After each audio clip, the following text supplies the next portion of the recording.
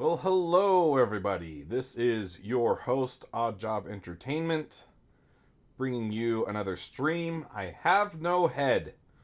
Let me let me fix that. Hey! There I am. How are we doing tonight? So, got a few things I wanted to talk about today. First off, made a little bit more progress on my tool changer. And I'm just going to stick with calling it a tool changer because it's a term that everyone knows. It's a little easier to say than hot end changer. But this would be the mounting solution. Come on, focus. There we go. For the hot end itself. And this still needs a section to go above it, and then you need to capture the filament between the gears. I've also been working on the duct and integrating a mount for a Eddy USB sensor. So this will hold the sensor and protect it, but keep it less than 3 millimeters off the build plate, thus making it so that you can get really fast sweeps of the bed for your leveling, making this a much faster startup process. Also, on the company side, we did acquire a new 3D printer for me to be able to prototype on a professional level. And that printer is a fully loaded Bamboo H2D. I thought a lot about it because, being that I am the sole engineer on staff, I basically got to pick what printer we wanted. And I think a lot of my criticisms still stand for my earlier videos, but I also wanted to properly validate my opinions, put it through the ringer, and see if I change my mind about anything. For the general user, it still is one of the better machines out there, so I will let you know what I think in about 6 months' time, but so far it's working pretty well. I am very frustrated though that I can't use Orca Slicer. Let me show you a feature that I actually have been using extensively for a particular project.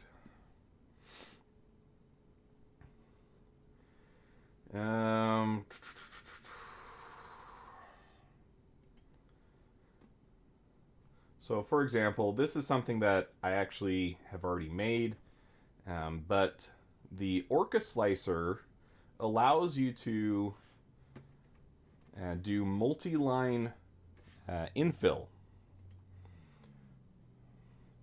So if I go down to here, and I mean, we could do it with crosshatch, but I just like the look of gyroid. And then we do fill multi-line. This will now do 3 lines instead of just 1 for every infill section. And then let's reduce the wall count so that it will for sure have some gaps.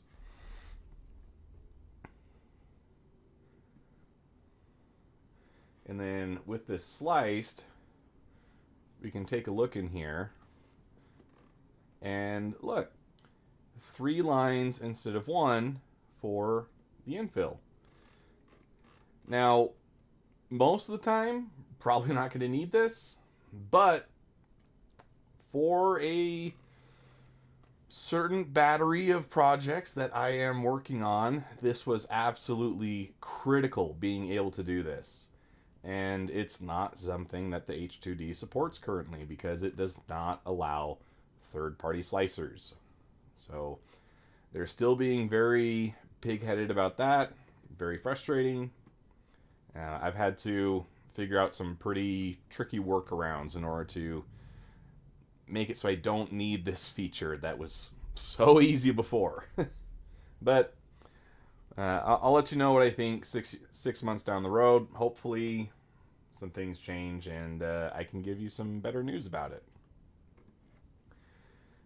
Also, Monstertech did send me something. Now, I don't want to keep you guys holding on forever. It's not a major thing, and this isn't like a sponsored segment. The pad on my chair was simply going bad. It was damaged initially, and I made them aware of the issues that it was having, and we determined that it wasn't really worth fixing at the time, but those problems did progress, making it so that I need a new chair pad. So I got one, and while I am going to be putting this on my chair, I'm not going to do that just yet. I've got some other things that I want to do with it first. Principally, I need to measure it and get some dimensions off of it. There are some reasonable pictures online of the bottom of the chair, but I need something a bit more precise, and this will work perfectly. I need this bolt layout to be as good as I can get it. So that will be the engineering section of today's stream. Is we're going to take a look at what I am making for the Monstertech chair and see how this addition will help me finish it. I've actually got it like, when I think about it, it's probably like 75% done. It's just these last few steps have really hung me up. So I will be excited to have this project complete.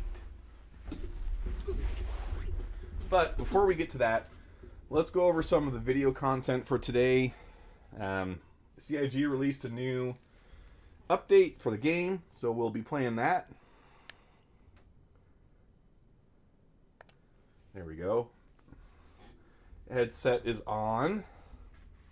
Oh, and I'm realizing I'm not seeing any chat because I literally do not have chat turned on. So let's do that. There we go. It's now turned on. There are still no messages, but at least it's on now. So let's pull up the YouTubes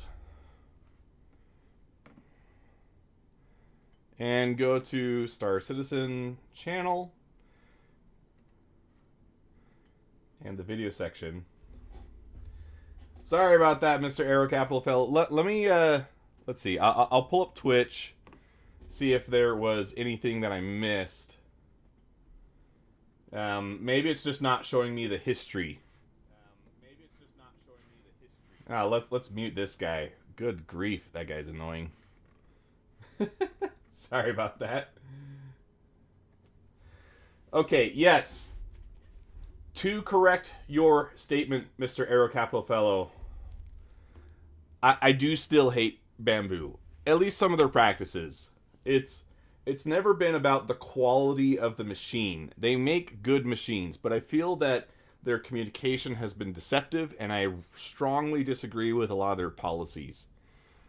But that said, I have been very happy with my X1C. It's just their policies make me wonder about a lot of things.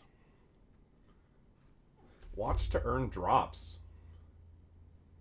Get rewards by watching Odd Job Entertainment while they're live in Dune Awakening. I didn't know I had that as an option. Can I watch myself? I'm watching like 4 copies of myself right now. It is a good printer, though. It's still very frustrating in certain aspects. Let's see. Do I have Bamboo Studio on here? No, I'm not going to bother installing it on this computer.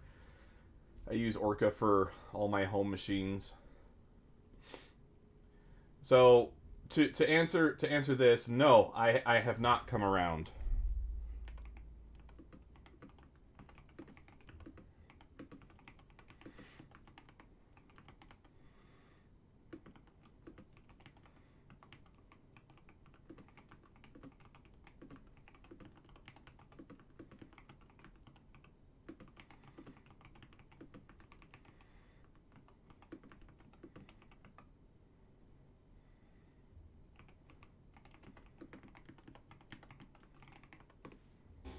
There. You get a response. All right. I think that has me caught up, so I'm going to close Twitch so I don't give myself, I don't know, whatever this is, a migraine, I guess. I did pre-watch the RSI Meteor. I think it's pretty corny. We're going to need this, though.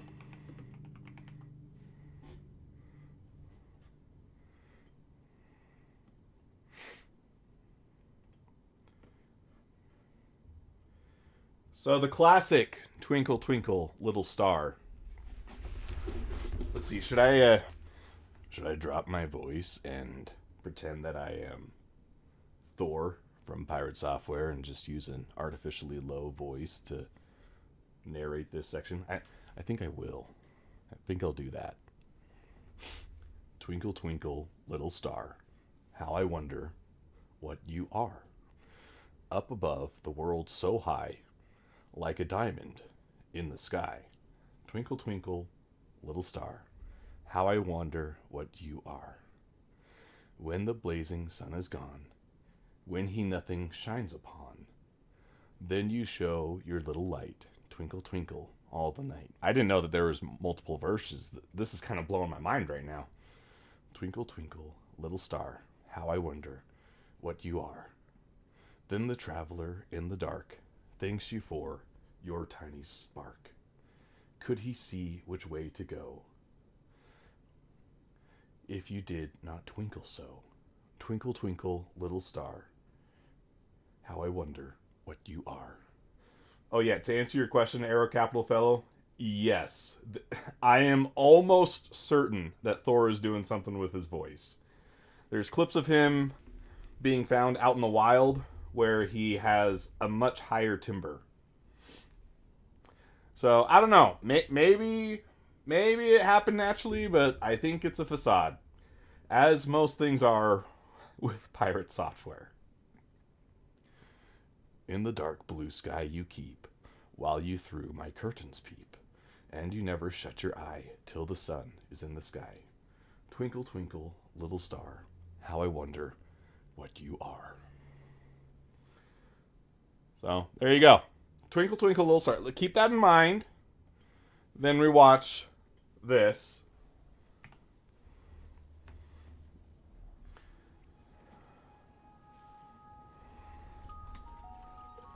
Twinkle, twinkle, little star. How I wonder what you are.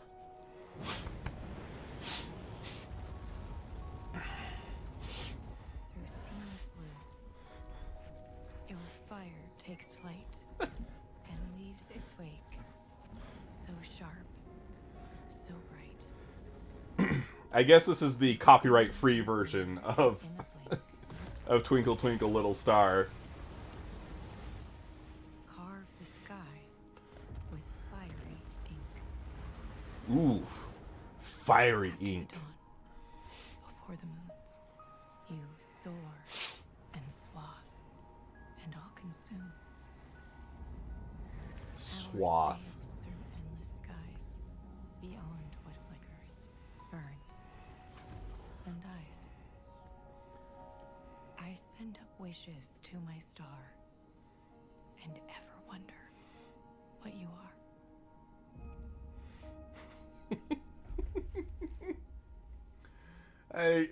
I can't. It's sorry, that one got me. Is swath a verb? I only know of it as a noun. Like you have the swath behind a boat, right? To wrap, bind, or envelop something, often with a cloth or bandage.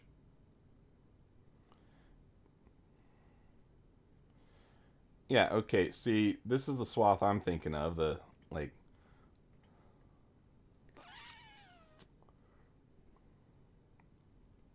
Not a boat, but... Anywho, let's see.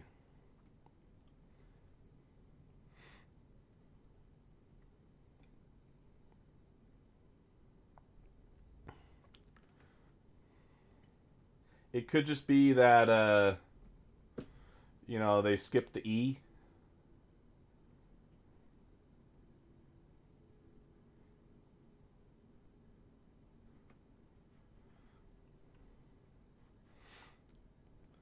But, alright. Guess I learned something today. I can't salty mic everything in life. If this opens more wallets to CIG, then more power to them. Are we using salty Mike as a verb now? Mike is actually a really friendly guy. He gets a bad rap. He's generally really, really good to interact with. He has strong opinions, and people sometimes don't like the way he expresses them, but I think he generally wants the best for all of us.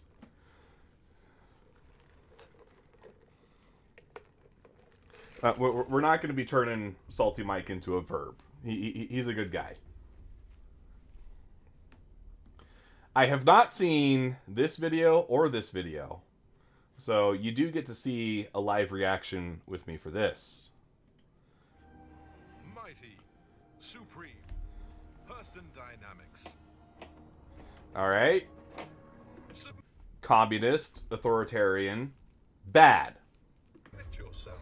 There you go. Submit yourself. Greatest empire in human history. Be lifted from obscurity to a higher purpose. All right. Instrument of greatness. Kind of reminds me of the IBM commercial. Hey, it's your girl Molly, vibing with my new Crusader. Have we met? I think we've met Molly in previous videos, haven't we? Brew, hashtag besties, hashtag sponsored, gathering resources and spilling the tea. Wait, did that guy just take a steam bath to the face? Hey, it's your girl Molly, vibing with my new Crusader. I gotta rewatch that. Hashtag besties, hashtag Oh, sponsored, yep. gathering resources and spilling the tea. He did. He did. See, this is why every good gym has these kinds of classes in a separate room. So that you can't just come up behind some bushes and see a bunch of people in a vulnerable position like this. I would be so mortified if I was one of these people exercising. I've been hitting the gym. I've been really good the past 4 months. I've been going twice a week, getting stronger. But lordy, if I was caught doing this, I would be so self-conscious. Put me in a separate room. 100% not organic, and I had to sleep in a bunk. Ew. Aww. This is gonna be like really hard on me. Oh, I love how she has that early morning alarm, and right, that's what we're supposed to glean from that, is she gets up early and she's got the tripod set up and the camera going, and then everyone else has to wake up and they're just already part of her Instagram feed. Yeah, influencers can be some of the most obnoxious people. And okay, the gym I go to, it's not like we have any big influencers in my area, so it's not like I'm intruding on anyone's Instagram feed all the time. But even when someone like pulls their phone out in the gym, I'm like, put that away. I do not like the idea of just even popping up in someone's feed like that.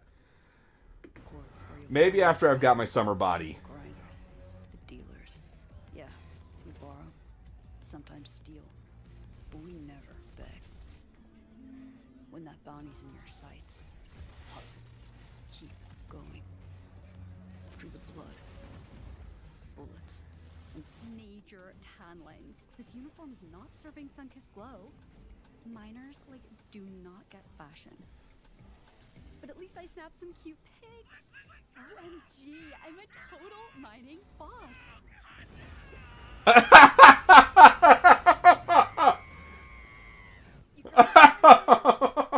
Sorta. Anyway.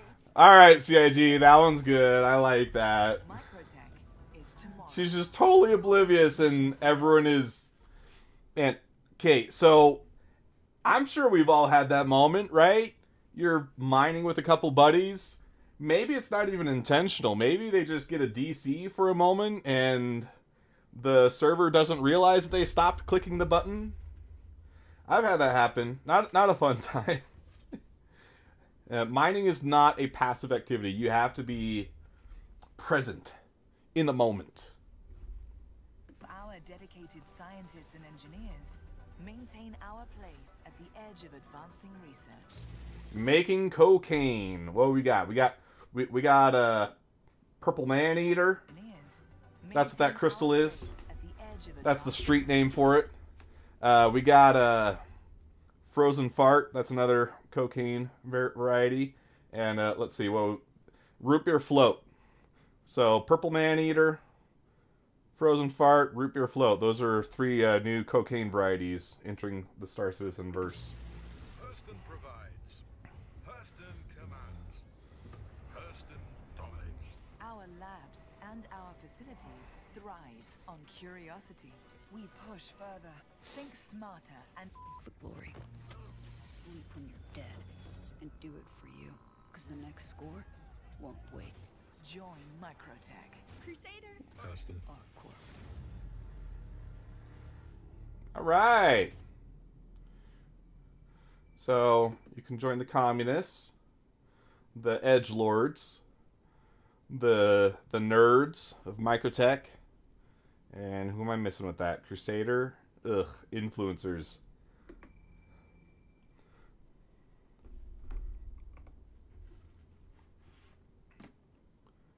So they did get me with that mining scene. That was funny. I really liked that. Resource drive. Let's find out what we'll be doing later today. It's usually just been in our hands to make the decisions of what happens. We're hoping to start to give some of that control over to the players. In the July patch, this is the first time you are going to get to have this lasting effect. This is just a start, but I'm excited to see where you and us go from here. Okay, so that has me really curious, because what do they really mean by lasting effect? Because on one hand, they emphasize that you're picking a team. On the other hand, you're not picking a team because you're also encouraged to earn all the rewards from all the teams. So it's kind of like, which is it? Is it your choice matters, or is everybody just going to get everything? And then, in effect, no one's choice matters.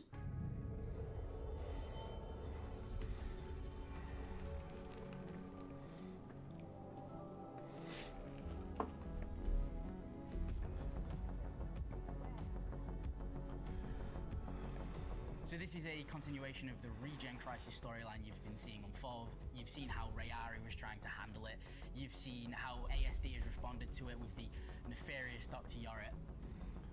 Now we're beginning to see how the major four corporations are going to handle this. Imperator Addison has now relaxed scientific research as a means to try and further push the drive to really end this crisis across Stanton. And she's put up certain rewards for the megacorps who helps out the most, or who solves the Regen Crisis. So now the four megacorporations of Stanton are in a race with each other to try and secure the reward for this contract. And a big part of this is it will be up to you as to which megacorp comes out on top. So, just to provide a little bit of context and make sure that this is somewhat transformative, the bad guy that they showed in that previous scene, the scientist from ASD, he was doing illegal experimentation on animals, some cruel and unusual stuff. That's what leads to the big worm fight that you can have. So, you know, now this is a response to that. It's like, finding out the COVID vaccine was made by harvesting adrenochrome or something like that, right? So now hopefully there's going to be a more ethical solution, or a more ethical attempt towards a solution, because they didn't succeed. Regen Crisis still going on, but not for us players, because we are the important ones after all. Never forget that.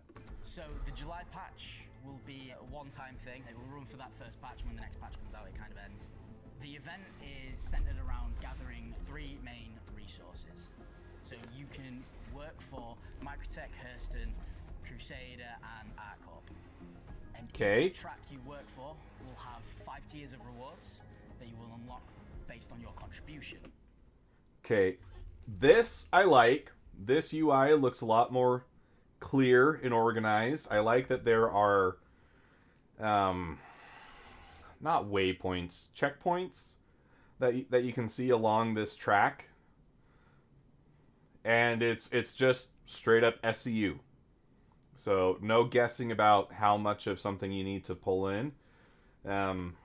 Being it is Star Citizen, I'm sure that there is room for something to not count or get counted incorrectly.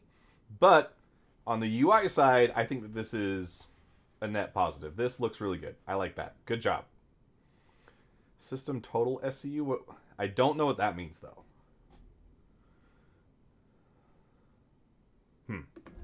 We have a few major game loops that you can choose from. We can start with hauling. There's the Zeus. I like the which involves Zeus. the player going out to a trade post, picking up the commodities that are of the corporation's interest and delivering them back to the corporation's LEO. Then we have the recover cargo ship archetype. This was kind of first introduced in Welcome to Pyro, and then when we was doing the 4.0 refactoring, it was one we didn't get to, but we brought it back and we fixed it up for this. So how this one works is you go to a ship, it's already dead in the water, it has the supplies on it that you require, and your main goal is to get the supplies and take them back to where they need to be delivered. Yeah, so to add to that, since this does borrow so heavily from the supplier die event, I hope that we see that there is a lot more refinement into this. I actually have not watched a lot of content on how this is playing out. Captain Foxy Loxy, of course, has been pumping out videos. He always does. And usually I watch them, but I wanted to kind of discover this one for myself. Just come in with fresh eyes. So I don't know how well it's going. Hopefully it's going well, because that's part of what we plan to do today. And if it doesn't work well, then the stream ends early. So There might be a few pirates trying to pick that corpse clean, so you might have to dispatch some of them and then take the cargo. So in that case, when he says might, there will be pirates. That's the translation. One important thing to note, though, is that if you don't have a ship big enough to take the cargo, but you want to do this mission, we've left the seat on for you, so you can actually get in the seat and take the other ship, have a go at flying this, and take that back instead. Okay, so that I actually really like. With the supplier die, I would often arrive in like a fighter, have no possible way of carrying something back. And granted, this was more so with like the first mission I did. But then it's like, there's this big ship here. Can't I just, flip the switch on and take off? And no, you couldn't. But this time it seems like they thought about that. And I like this as a solution. I think it opens it up to more players because it enables them to complete the event even without having access to a large cargo ship. But it doesn't just give them a cargo ship either. Like, this is something that you get for the duration of the mission and then it disappears. So I think that that's a pretty organic way to handle it.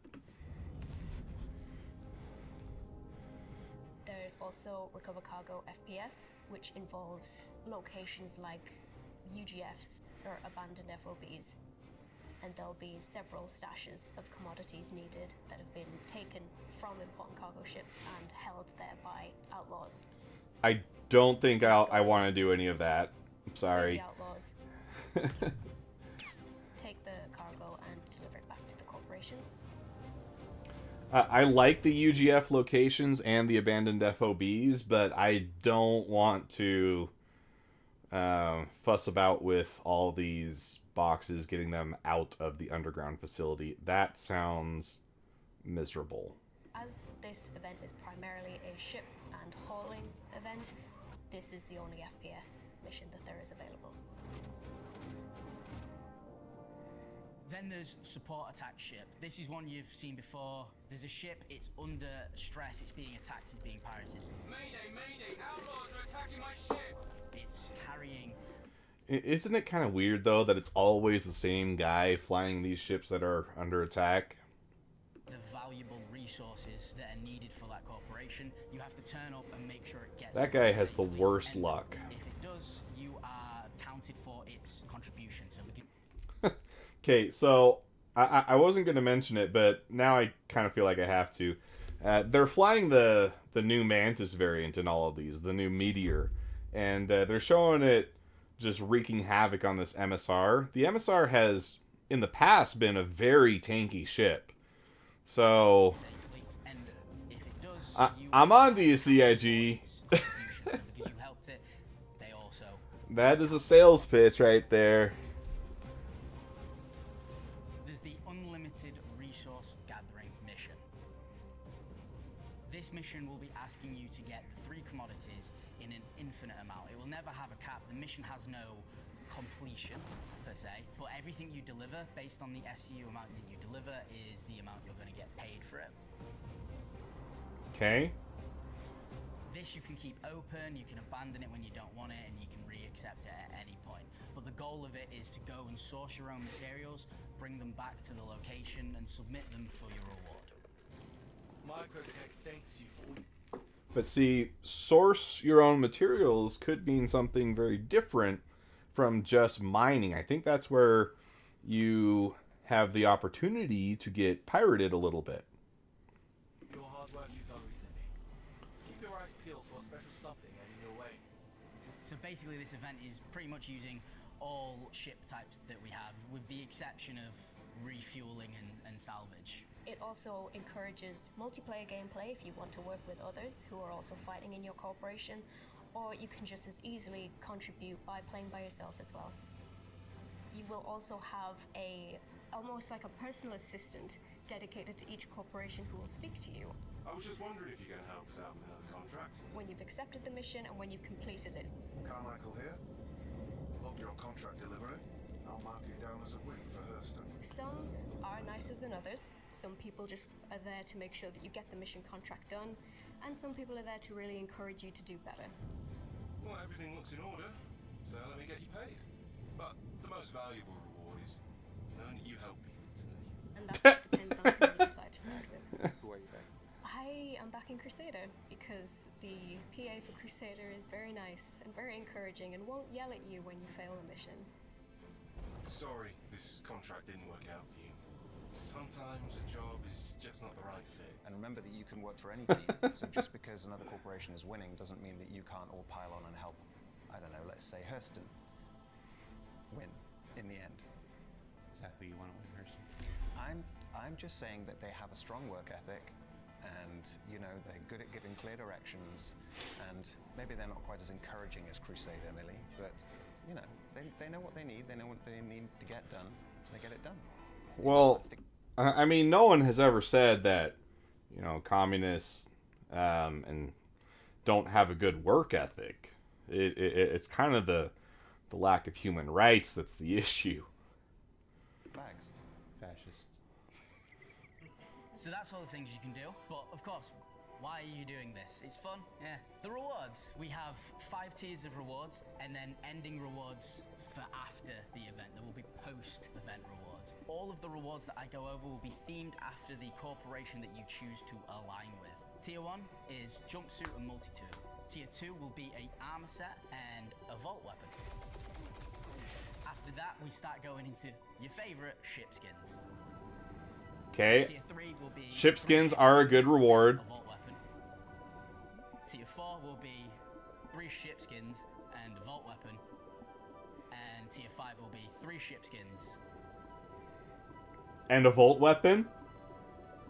and a vault weapon. There we go. We just don't know what to do with them. They're just piling up. For now, I'm just going to spread them about. Lightning is cool. Huh? Lightning is cool. Lightning is very cool, except when it hits you. Yeah, remember when these were supposed to be like super rare and hard to get a hold of? Pepperidge Farm remembers. That represent those who play premium games, Robert's Space Industries, or its subsidiaries. How do we track this? You're gonna love to hear it. We've got a journal entry for you. Oh, great. Before everyone starts going to the comments. You can see the overall global corporation's progress across all servers, and you will also have a separate bar to see how much you've progressed or how much contribution you've made to the corporation. Oh, okay. I think I get it now. So the system total, that's not you. That's like everybody. All right, okay. Sounds like this is just play the game and we'll watch and give you rewards.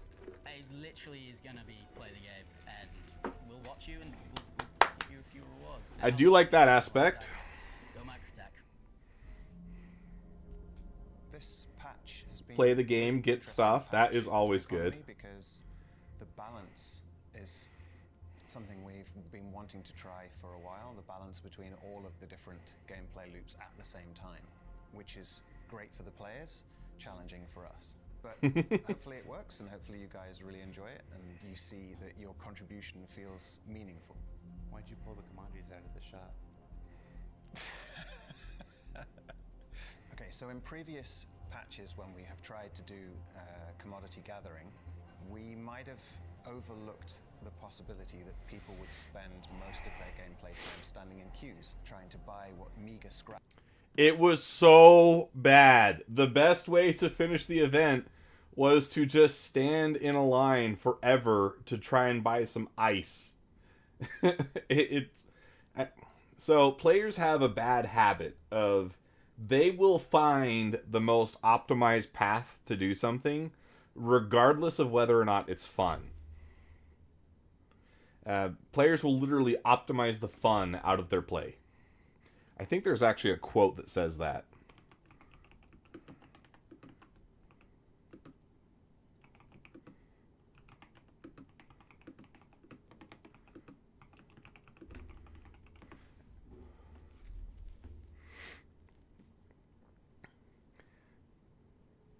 Yeah, often attributed to Soren Johnson. I think that it wasn't actually him who said that, which I think is why it says it that way. Given the opportunity, players will optimize the fun out of a game.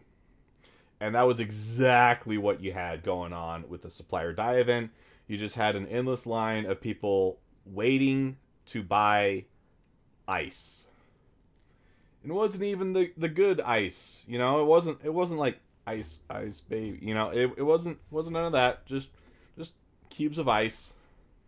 Also, holy Easter eggs, Batman. Let's check out this line, shall we?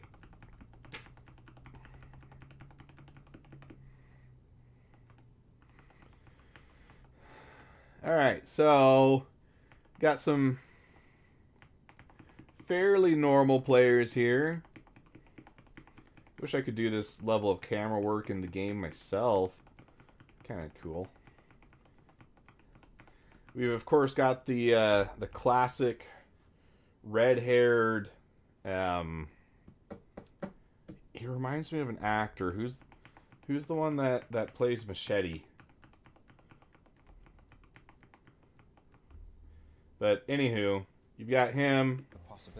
Got some pretty standard armors. Then you have your space cow. Okay, I thought that was his head, but that was actually his arm doing a stretch. All right. But back here you got teddy bear head. You got... That has got to be a Han Solo cosplaying, but he's got a lightsaber. And you've got him fighting someone with a red lightsaber. CIG, where's my lightsaber? Win, please, give now. That guy's not wearing a shirt. He's got... Looks like a Pharaoh's collar on. Maybe some other cosplay reference I'm not getting. I think that's the stag back there. So maybe Jax McCleary's back there. It's not available in shops anywhere.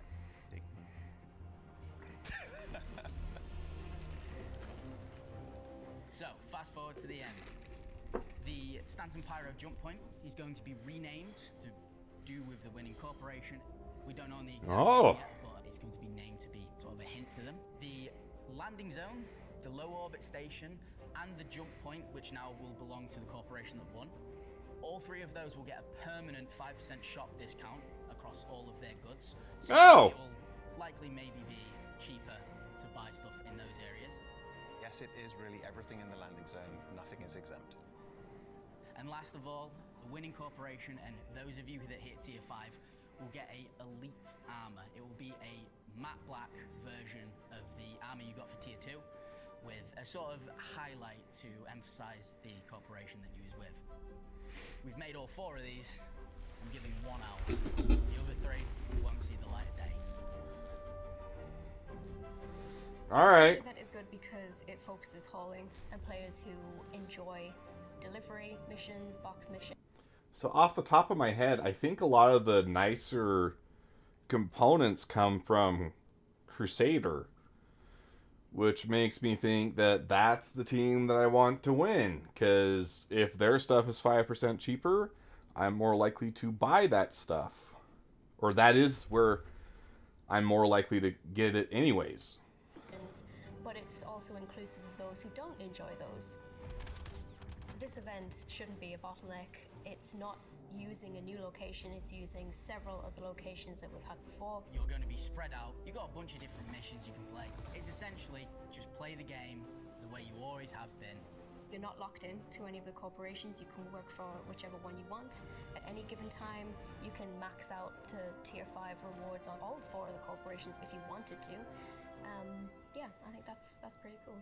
And then at the end of it, you'll see the change that you had on our universe. I just hope people enjoy it.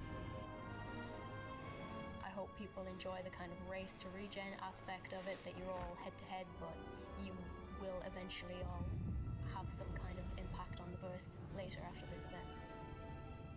And there's not a single data pad you have to read. No, I made sure of that as well. There is not a single data pad in this event. Because there was a lot of lore in previous events, but you didn't get it if you didn't read. And if you could do another, that'd be even better. Alright, gotta go. And if we've done our maths right, Alpha 421 Race for Stanton should drop later today, with a complete Resource Rush global event, as well as your chance to earn over 60 different rewards and a permanent discount to the landing zone of your choice. It also Jared's gone native. He just said maths. includes Didn't he move to the UK studio? Rename the jump point from Stanton to Pyro. I'm hoping for jumping McPointy Face personally. For Inside Star Citizen, I'm Jared Huckabee. Thanks for letting us share the people and process of game development with you, and we'll see you in the verse hauling a whole lot of rocks this month. Well, that's why we don't let Jared name the jump points, because then it will be Jumpy McPointy Face. Hurston, really? Look, I think Hurston and Drake are... Just cuts him off. Very good, very good. That was clearly going to be a degenerate opinion anyways. So it all sounds really good. I'm excited to see how it plays out. I do want to do a little bit of CAD work.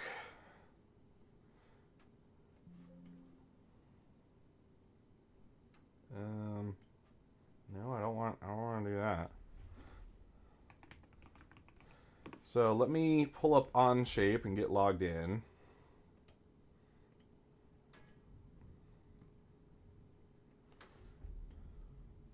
Whoa, that is not what I wanted to do. That, you know, tiling in Windows, always a frustrating ordeal. It'll always grab everything you don't want it to, and then just move it when you least expect it.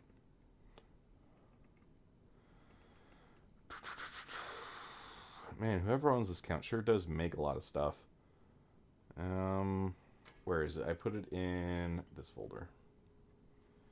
Here we go.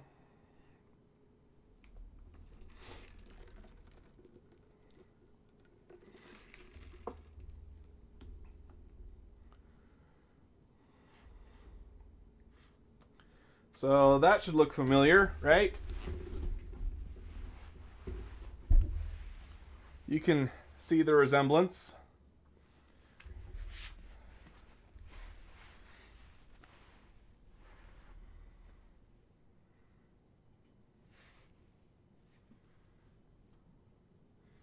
And these are the parts that have kind of stumped me with this project. There's a few things that need to work well before I can commit to finishing the assembly of this. If you haven't seen this project before, and now that I'm going to be interacting with the mouse, I need to put on my Elite Gamer glove. I have a solution, I think, though, to not need gloves again that I'm pretty excited about, but that's going to be down the road. And no, it's not just getting a normal mouse pad. Don't be rude. So this is a footrest that I've been working on. Let's see. Let me make sure. I guess I need to stay closer to the microphone, so I'll scoot forward. This is a footrest I've been working on. It would attach to the bottom of a Monstertech chair. Now, I don't think that the chair pan is strong enough to have this bolted onto the bottom of it as it is, so I plan to reinforce the chair pan to make this possible. But this just folds out like that, and then you get a nice little footrest. It's all driven by linear motors, and it has a knee pad and a calf pad. And that knee pad, as you can see, just tucks right behind the calf pad, and it all folds up into a nice compact assembly. That is also mirrored here, so you can play with that. Lots of fun. Really, really good fidget toy. The bottom cushion cutout looks naughty. Well, why do you say that? What could possibly go here?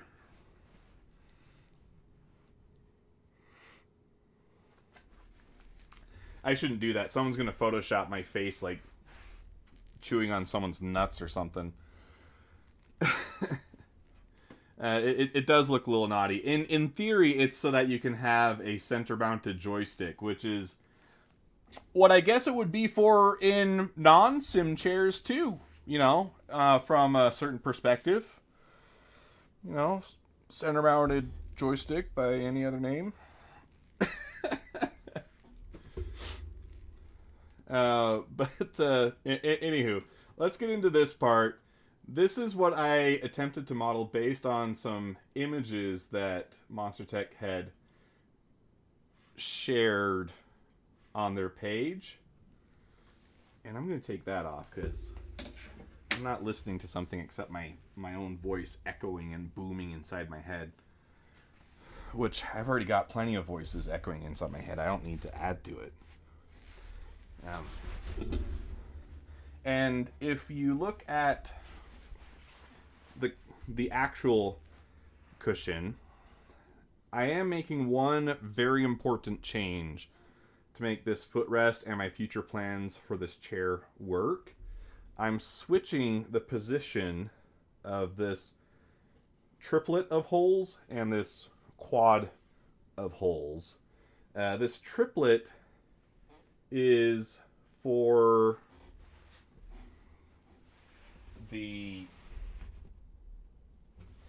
mounting your joysticks. It uses the same mounting hardware positions that their joystick mounts do, so you can just bolt these on in front of your armrests. The problem that we run into with mine in particular, remember I have these movable joysticks that are on this magnetic locking mechanism, and it makes it so that when they are in the rear position, in order to get the best position in the forward locked position, I have to have them very close to the pivot point. So what my plan is if I move them farther back on the chair, and then I just give them a longer L-shaped arm, I can snake them around the armrest and get them to the same position and not have any negative consequences. At least that's the theory. But for now, I should probably just get a good copy of the chair pan. So let's go. Also, you can see that this was not at all an efficient CAD process. So let's scrap this whole thing. Let's roll back to here. Delete all of this business. Oh, I deleted the thing I wanted to keep. Oh well.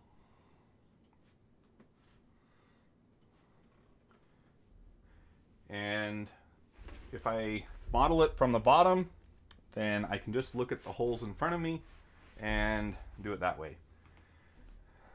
Keeping in mind that this is a chair and as such is most likely symmetrical, we can save ourselves a bit of time by modeling one side instead of modeling both sides.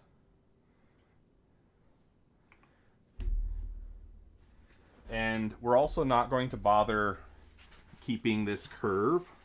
While I, like any other man, appreciate a good set of curves, it's not necessary for getting the chair pan that I need to replicate built, so I'm going to ignore it. And it will now just be a angle. There you go. And then it comes down. And then you have a leg. And then it goes up. And then you have Mrs. Arrow's naughty cutout.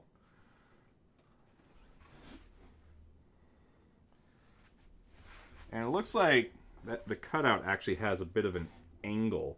I don't know if that's coming up on camera, but it's not straight. It's kind of flanged out a bit, or flared out a bit. There's no flange.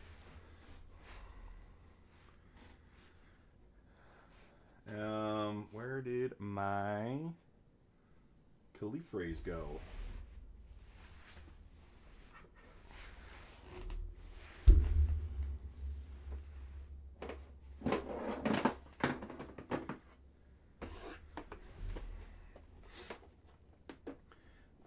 Well, Mr. Arrow Capital Fellow, the streams always get turned into a VOD, so you are always welcome to watch the VOD. But I am also trying to record more videos in line. So this may be chopped up into a smaller segment as well. Keep an eye out for that as well, too. Nice stream. What platforms you on? I'm on Rumble, as you can tell. Deadly Farts. I'm also on Twitch and YouTube.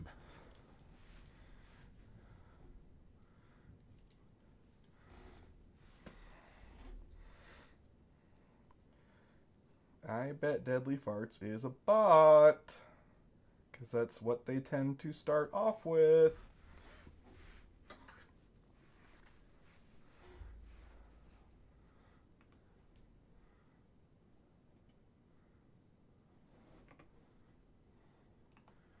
Alright, so here's a little trick I learned recently with Onshape. If you click your object, and then you click a center line, then you can come across, and you can have it double the measurement. So if you've just measured something that you know is over that line, you can add that as an implicit measurement. How do you prove you're real? Tell me something you like about the stream in particular. Something on the screen.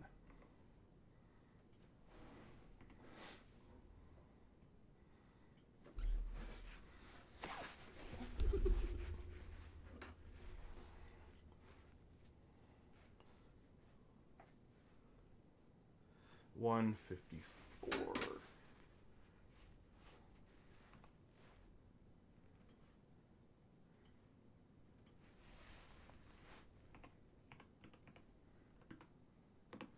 I like that you're too short to have your feet on the floor, so you use a footboard. That is rude and not true. I'm actually 6'6". You just can't tell because it's a really big camera. and so it makes me look shorter.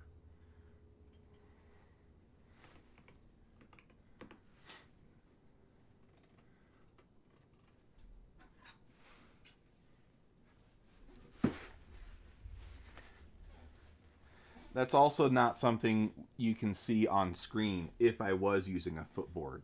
So, no points for you, sir. As far as I'm concerned, you are still a robot.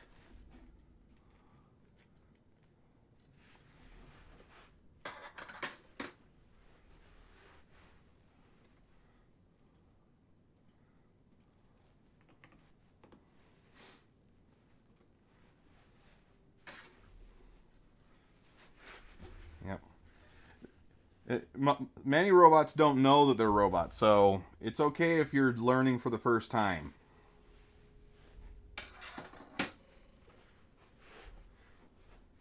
Speaking of robots, I've tried playing 20 questions with my phone, which sounds like a desperate cry for attention, but it's actually part of an upcoming video talking about the downfall of humanity being brought about by AI. The robot hasn't won a single game yet. It's actually pretty surprising. I've picked very generic items trying to make it easy for it. Just not doing it. It's kind of interesting, actually. Like, oh,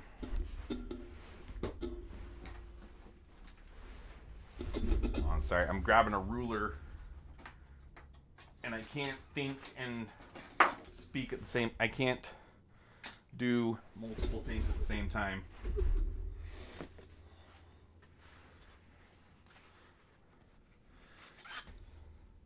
Like, one of the issues that the robot ran into was not understanding its own usage of concrete versus abstract. When we say that something is a concrete or abstract concept, usually we will often be using those two words together.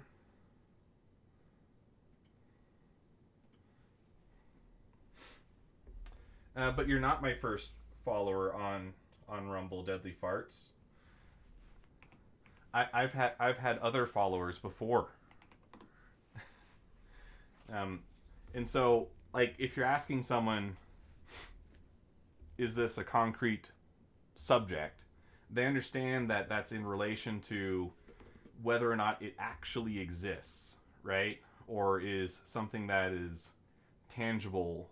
And I'm not using the right words. I'm getting a bit ahead of myself.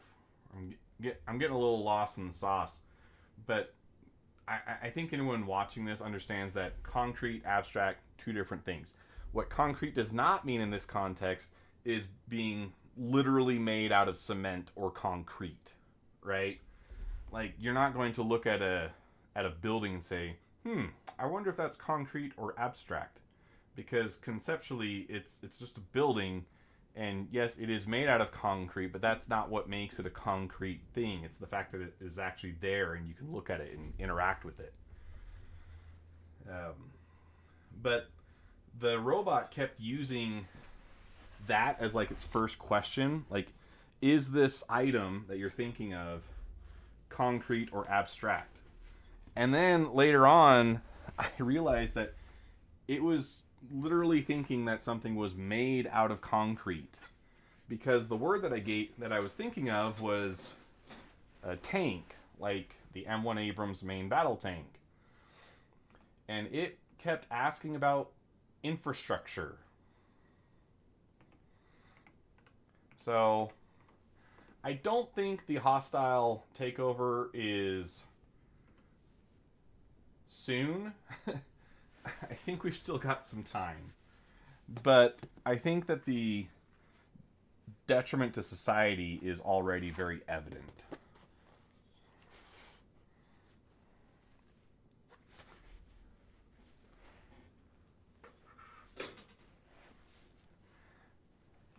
Taking these measurements and keeping this thing balanced on my lap is also extremely hard.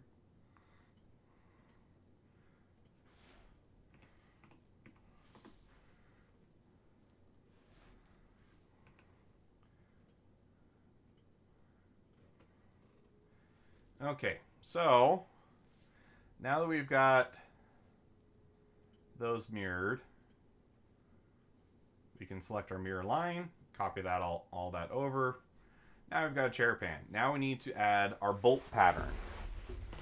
So what I want to be very careful of is I don't want to reference any of these exterior dimensions on my drawing.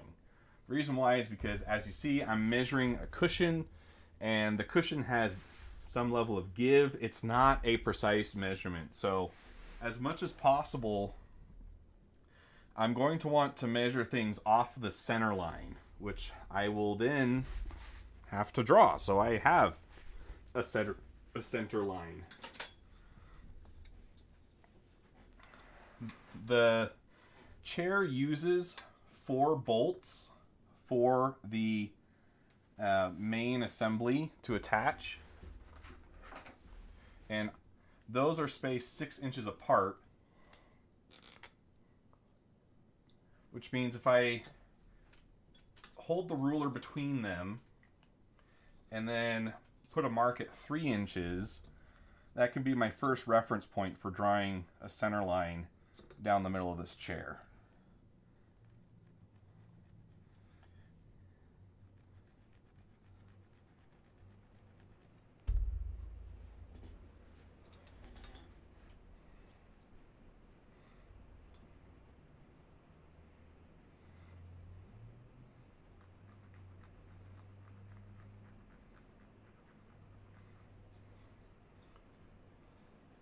I don't know if any of that is coming through on the microphone, but it sounds like we're getting a pretty big downpour right now.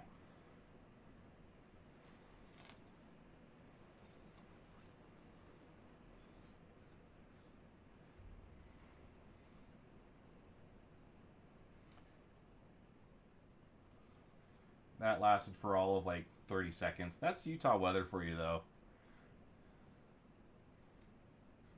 It's still going. I think it's going to die off pretty quick, though. Then as soon as I said that, it got stronger.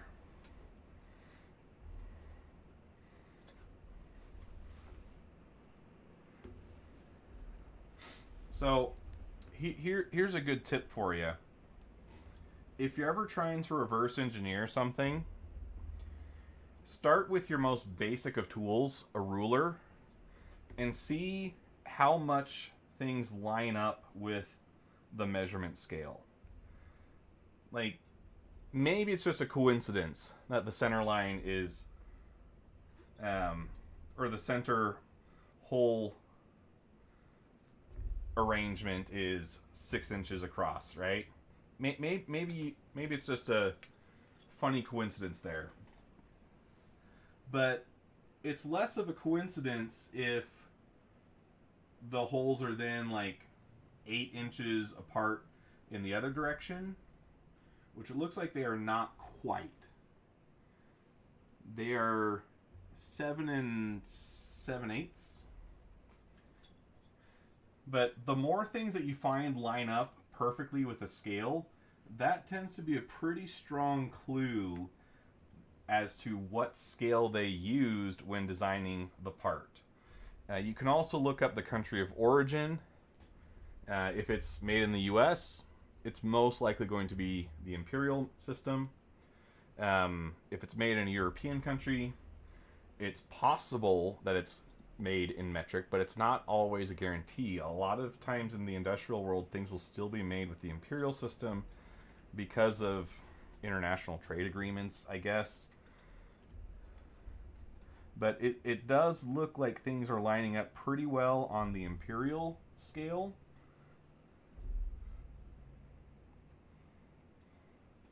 But I swear they give their dimensions online in metric, so it's kind of interesting.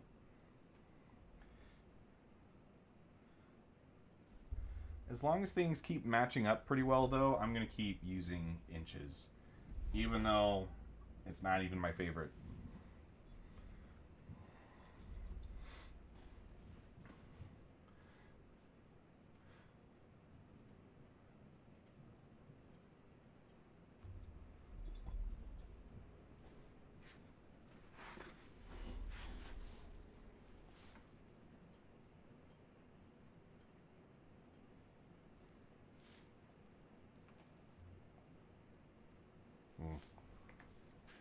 I almost just didn't follow my own advice. I can model these on one side too. So let's do it that way.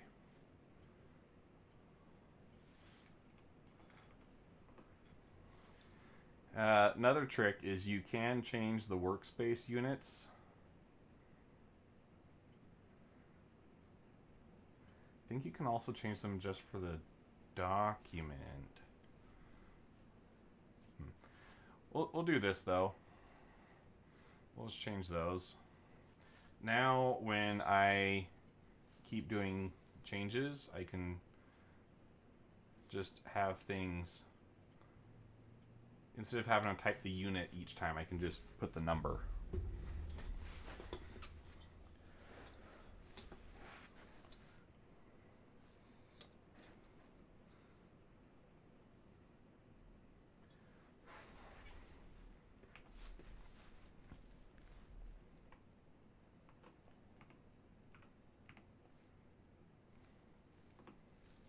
Like that.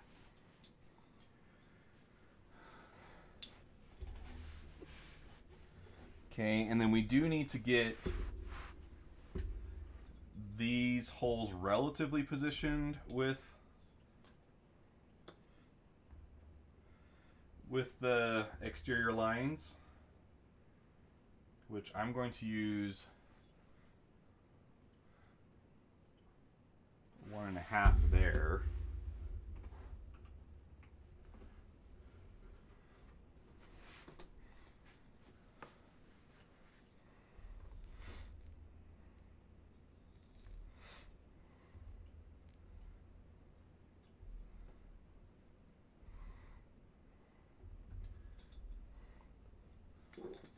And I shouldn't need that Sharpie anymore. One less thing for me to hold in my hand. I seriously need like a massive work table though, and more hands. If I could have 4 arms like General Grievous, that would be sick.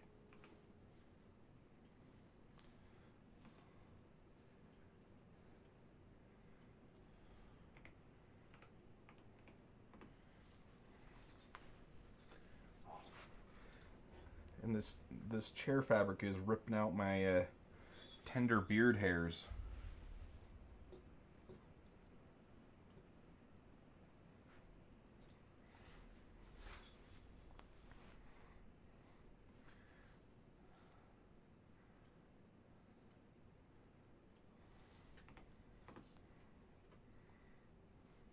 Every time I put my chin on this thing, it's like grabbing something. It's like Velcro on my face. Hurts. You're not supposed to be rubbing your face on a chair pan though, so you know.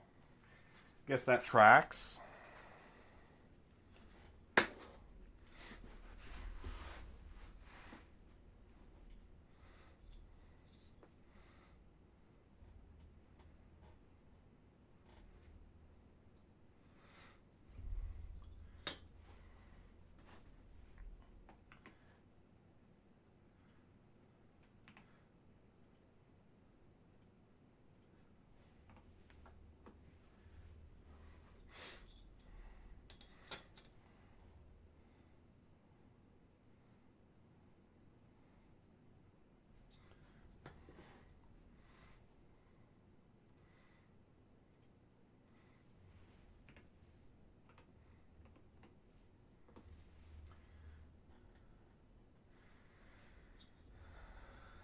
Okay.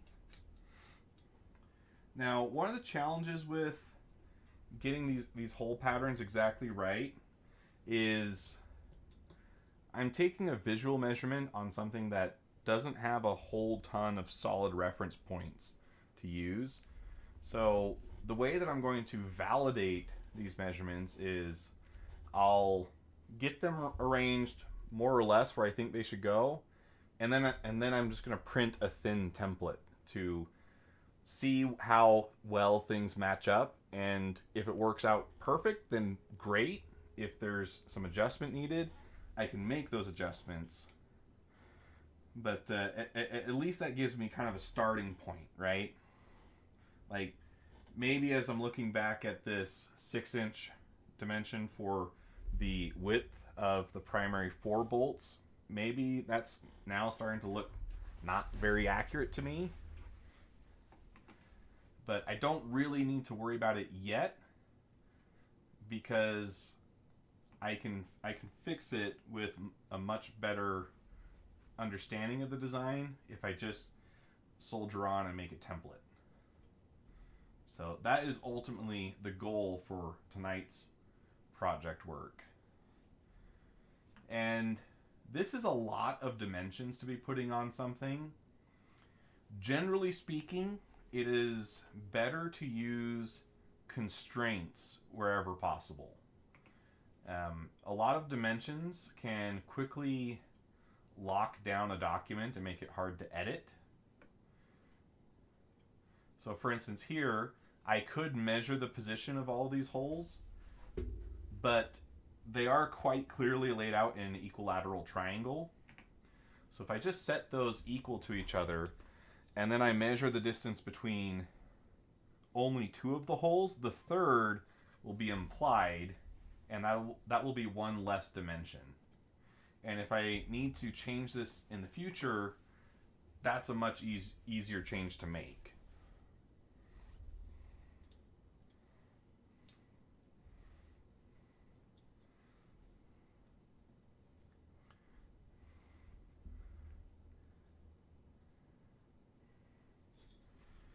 And I'm really not sure about the vertical dimension here. So I'm going to guess that it's a 1/4 inch right now.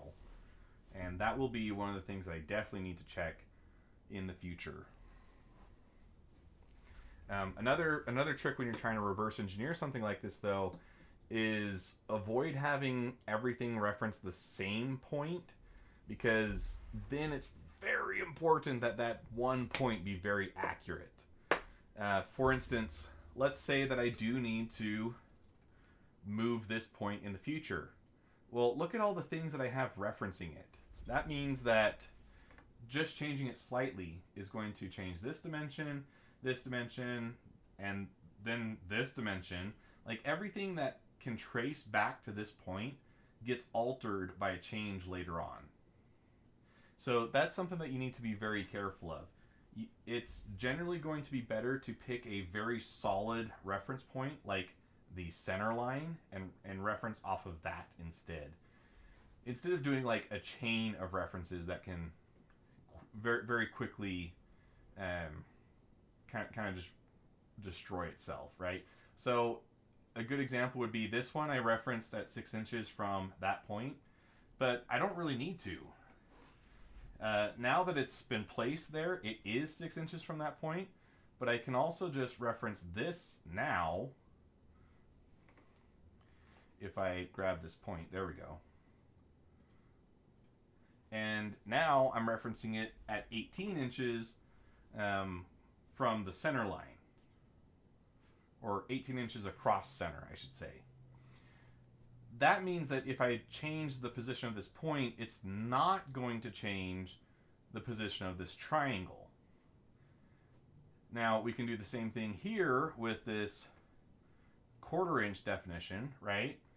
We're saying that that's probably the right position, but I don't know for sure. And so instead, I'm going to reference off of this front line here.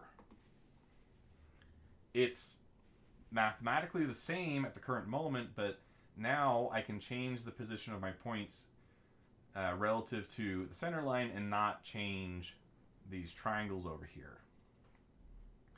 Let's see if we can't do the same thing with this one. Let's just get rid of that.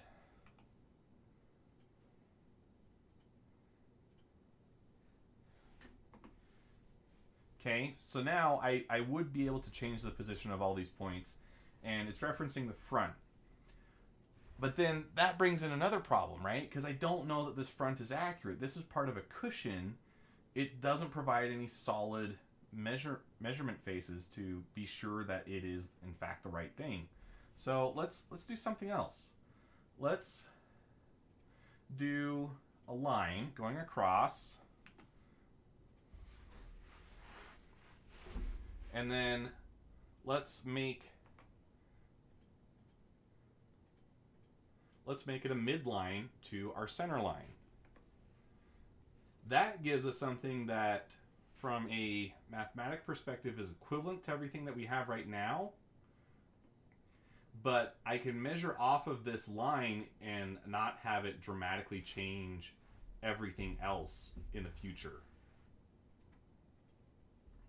So let's get rid of these references towards that front line, because again, we're not totally confident in that measurement. And let's change these all to be something that references the center line and the midline.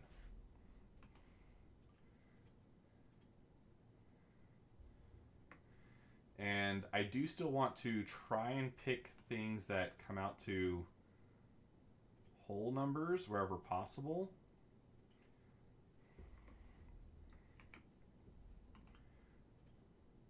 So I can try a couple of those and see if any of them come out nice. They don't. Not the end of the world. And you know, the other thing that I can do is I can still reference the front line, but now when I add this in, it's a driven dimension. So this isn't actually... the difference between driving and a driven dimension it is just the difference between which one's in charge, right? So because this is driven, it's being dictated based on how it relates to other dimensions. It's not in charge. The one that is in charge in this case is actually this 5.138 inches from this center line. That is what is really calling the shots here. But currently, this is also still 1.1 3/4 from this front line, so it's giving us that dimension. So we can restore some of those if we found them helpful and just leave them as driven. That way we can still see, because we did set these up as nice kind of round numbers, so it might be good to see how our iterations change those going forward.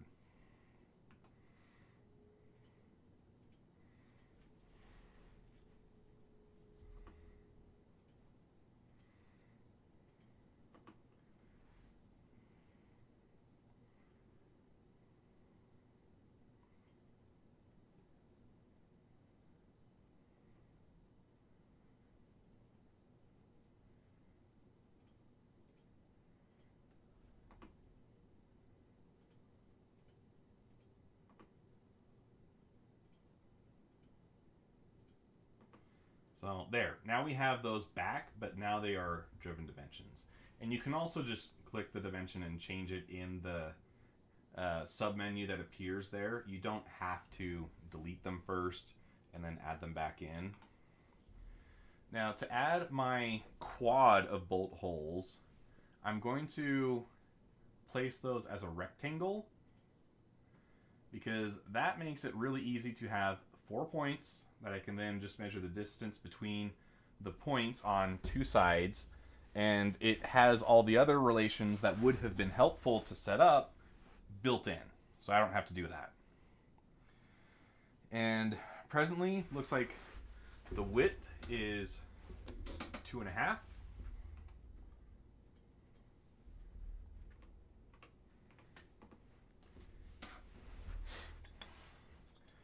And the height is, let's call that 2 3/4.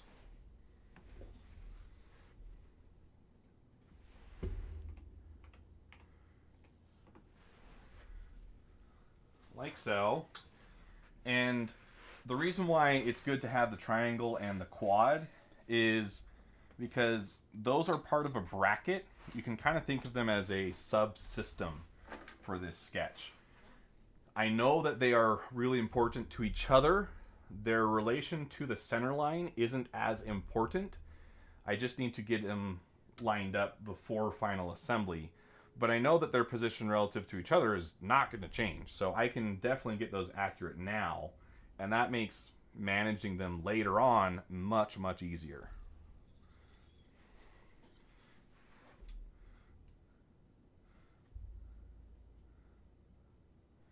And it looks like they are also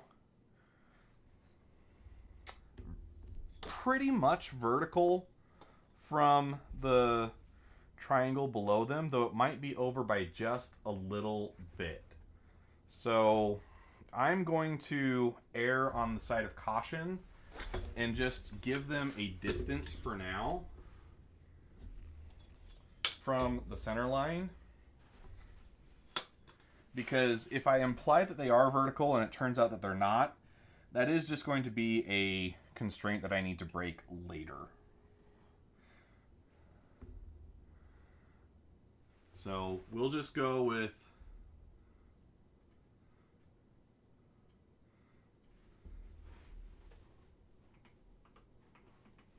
six and 3/4 like that for now. And we need to get a measurement for them to place them vertically.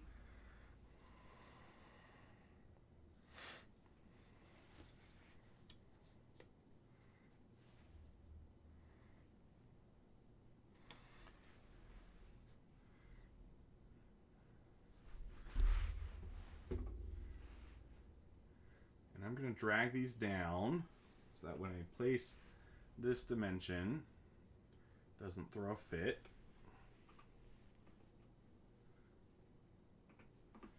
And we're going to call that a 1/4 inch for now. And then that is actually all of the bolt holes. So let's clean this up a little bit. Now that they are in the right position, I'm going to change that to a driven dimension, like so. And then I can add a driving dimension from the center line. Just like that. All right, so it looks a bit messy. There are a lot of dimensions going on inside of this.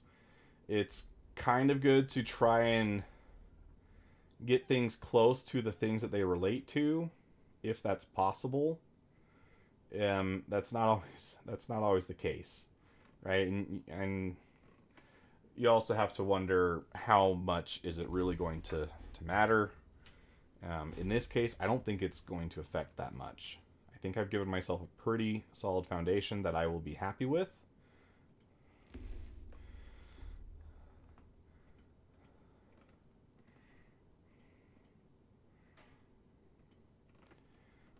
So now I just want to turn all of these points I made into circles. Make sure I'm not missing any.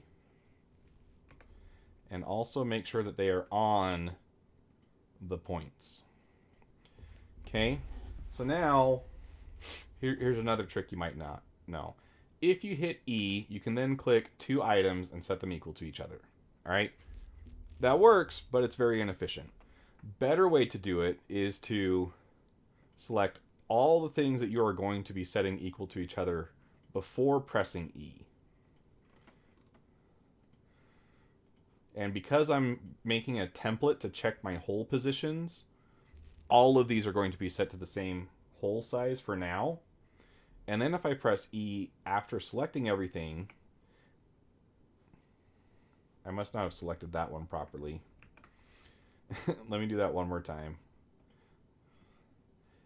It will set all of them at the same time. And then if you accidentally select something you didn't want, just click it again and to unselect.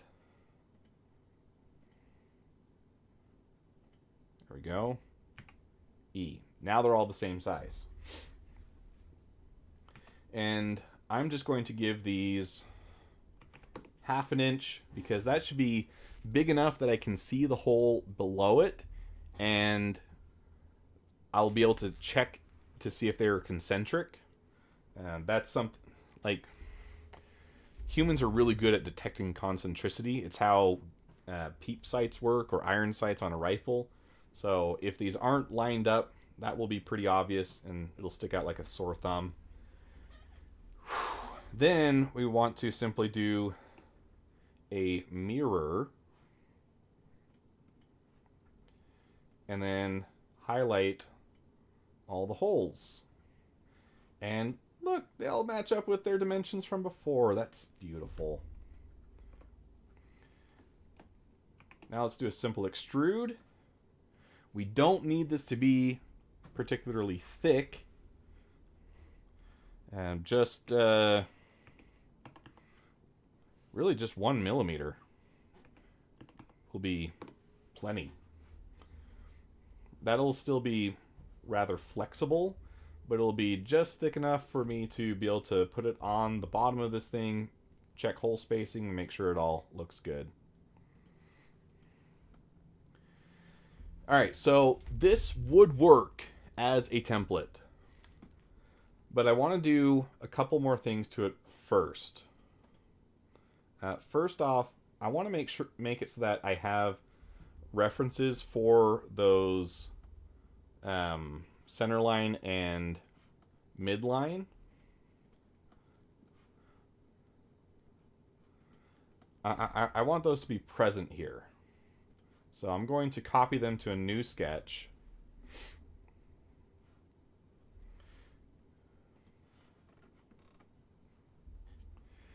And what we could do is we could just draw some rectangles around them. That's probably the easiest in this scenario. So I'm going to select both of them, set them to be construction geometry. Then if I hit R, that creates a center point rectangle. And since both of these lines cross a center point, you can just draw off of the origin. Okay, then I'm going to hit M for trim.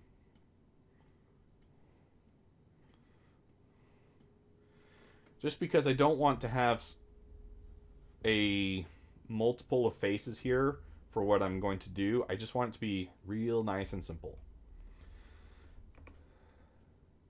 Now I can grab these 4 lines, set them all equal to each other. See, it adjusted it just a little bit. Then we're going to set those equal to 0.1 inch. And just like that, we've defined the entire thing. And then I'm going to set these as a remove. And remove, let's see. We'll go down 0.5 millimeter. So that'll be half of our total thickness. That should be a big enough difference that we are able to easily see what's going on. So now, once this is printed out, we'll have a pretty clear reference as to how these things fit together. And we can make measurements off of that same line. But in fact, I might want to make that even smaller. So to quickly enter a sketch that you've already left, you can just double click it.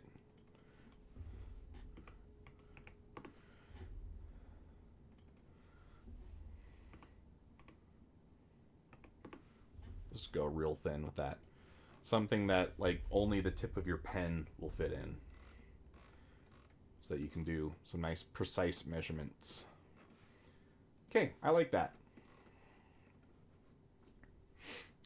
And before I split this off, I just want to see, is there anything else I can think of that will help me when I need to actually measure my bolt hole positions?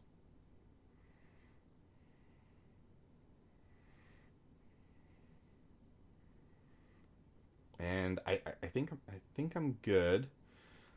Now the consideration is, how do I print this? Because if we measure from here to here, that's 20 inches or 50.8 centimeters. I don't have a printer that is that big, so these do need to be split up.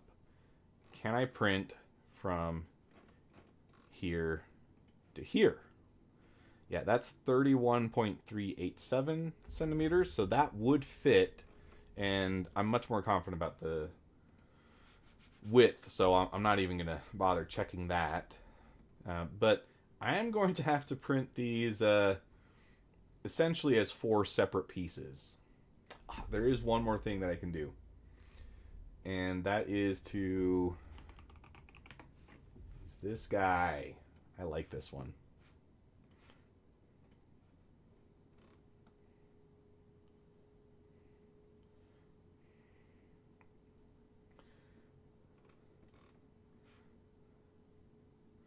So this is the lighten feature, and what it's doing is it's grabbing any geometry that exists, setting a border around it, and then cutting to a specified depth. Okay, so right now, because there is no lines going through here, it just cuts out basically everything except for some washers. It leaves those behind. That's not exactly what we're looking for. What we can do instead is we can do a sketch, and then we can draw some lines.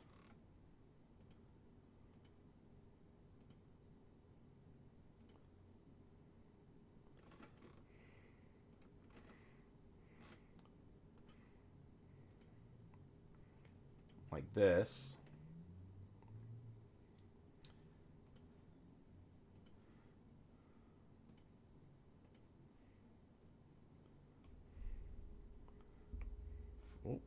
Whoops, wrong button.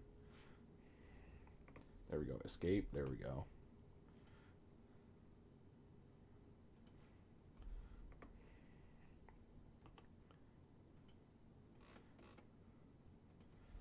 Let's see if I remember how to use this tool correctly. That needs to break, because I need you to be on this one. Favorite movie from the Alien franchise? So I know this is kind of a hot take. I actually really like the newer ones. I know that they retcon a lot of things that existed with the older movies. And I have a lot of respect for the first Alien movie. But I think that these new ones have a lot going for them. As long as you just kind of treat them as a separate new thing. Okay, I was kind of fishing for the midpoint there. I wasn't finding it. It's like Prometheus. I like that one. This newest one that came out. I had a good time with that one.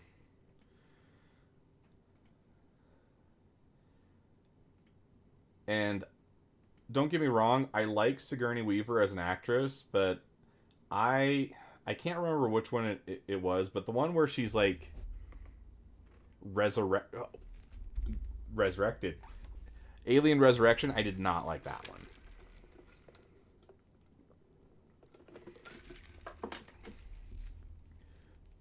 That one just really just weirded me out, but not in a good way. Not in like a, oh, this is a good horror movie way. It was like, really?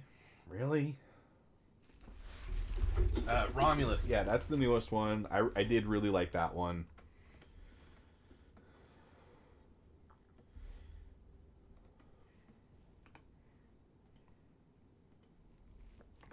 Okay, so this kind of haphazard placement of lines does serve a purpose, I promise. If I then pull up lighten, we can select these as segments to remove. Now, the reason why it's not working with some of these outer ones, though, is because it doesn't know where the sketch ends over here, right? So it's kind of struggling with that. So we're going to want to help it out a little bit.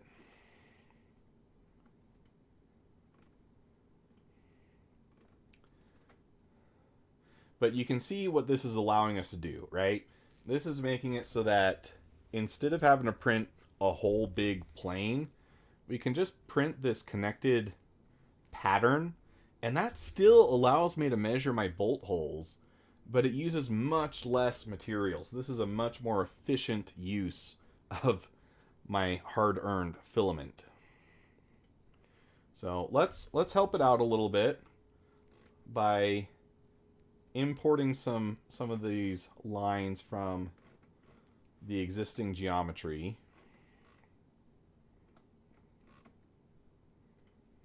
And that should help complete what was otherwise open faces, so that then the lighten procedure has an easier time managing them. See, this before was one continuous thing, I believe. Now it's not. And then we can edit the feature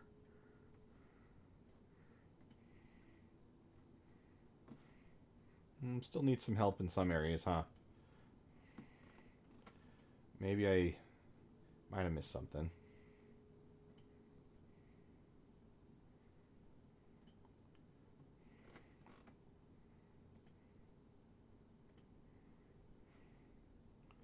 Let's try and figure out why this part isn't working.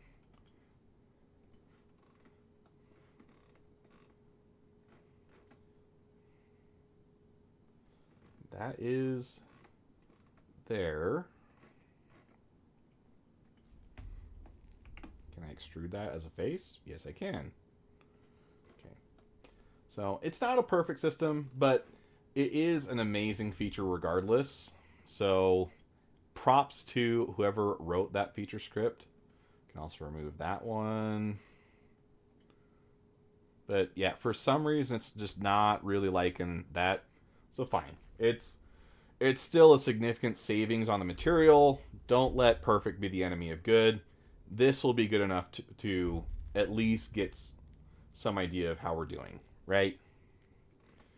So next what I want to do is I want to split this off, because I'll need to repeat that procedure for these other 4 quarters. But for tonight's demonstration, I really just want to get this section printed so that we can hopefully do some evaluation before the end of tonight.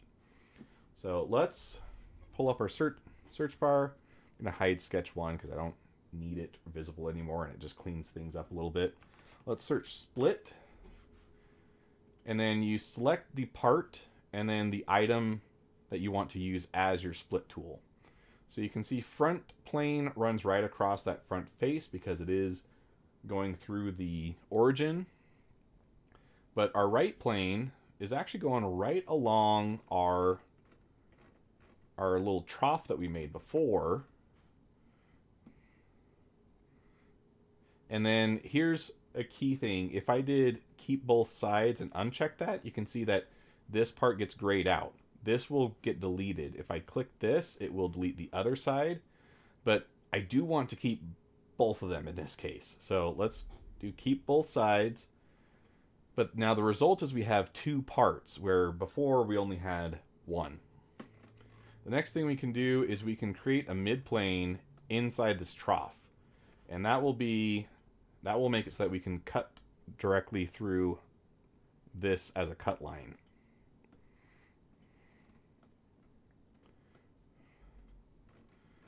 So if I just select those 2 faces, make sure that this is set as midplane, then I can accept that, and now I have a midplane there. And I can use that as a splitting tool, and I can cut both of these parts at the same time with the same tool. Now we have 4 parts.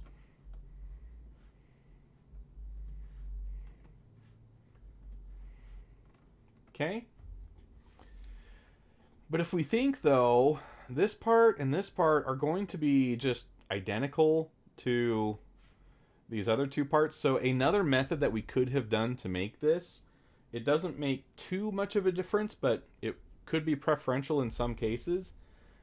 We could have extruded just the half a sketch and not mirrored anything.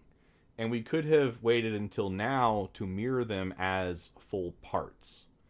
This is the route that I went with this time. That doesn't necessarily mean that it's better or doesn't mean that it's wrong either, but there are different ways to solve this problem, and that's just something to keep in mind. Depending on what you're doing, one might be better than the other.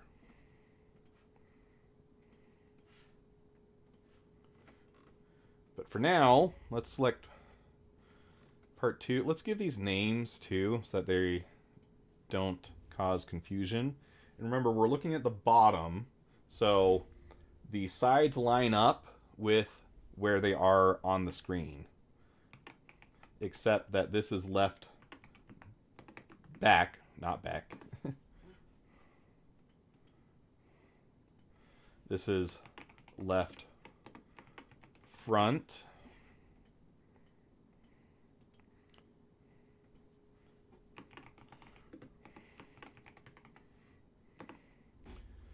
Right front and right back.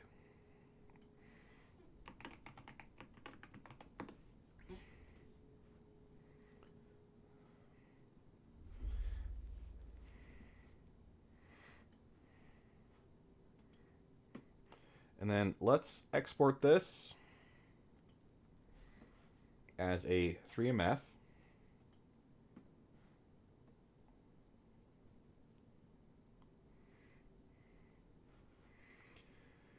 And we're going to put this in our design projects folder, and I'm going to do some organization here off screen. Should have a desk folder and then a footrest folder. There we go. But now I can open this and it will automatically open with Orca Slicer, and I can send it to my printer.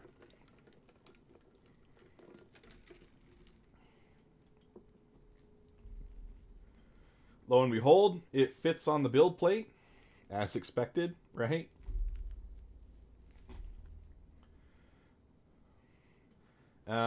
Something does look a little funky here though, because it's in a different orientation. And it's very subtle, but that does mean that we have overhangs along our split lines. And depending on the type of filament you're using, that could be a problem. I am just using PETG at the moment, so it would probably print okay. But I'm just going to flip it to make sure that I don't have any issues. Now the overhang is facing towards the top, so it's no longer an overhang, it's now a step. And I did set it to PETG. So this will take 16 minutes.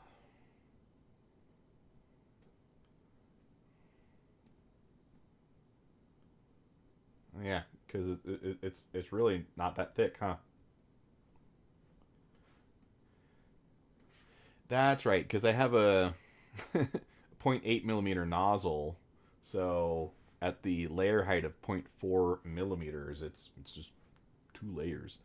Let's maybe bring that down a little bit though, or not.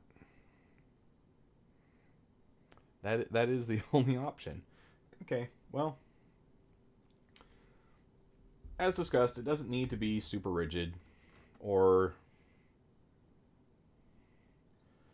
it doesn't need to be exactly 1 millimeter thick either.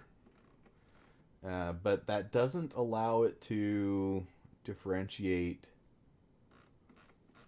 that overhang. That might actually cause me a problem. Let's try going with Arachne. Let's reslice and see if that changes anything. Looks like that overhang is still too small to detect. Let's send it, see what happens, and if anything, I'll reprint it later with a smaller nozzle. 0.8 is definitely a bit overkill for something like this.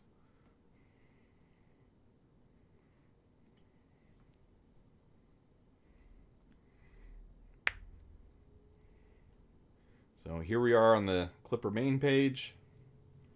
You can see the printer is getting primed, ready to do its thing.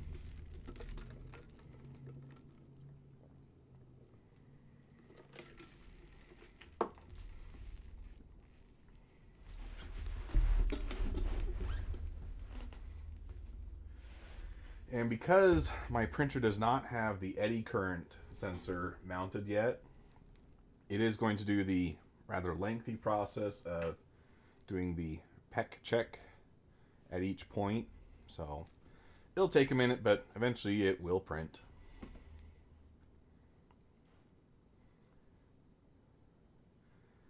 I'm just going to keep this on my secondary screen for now,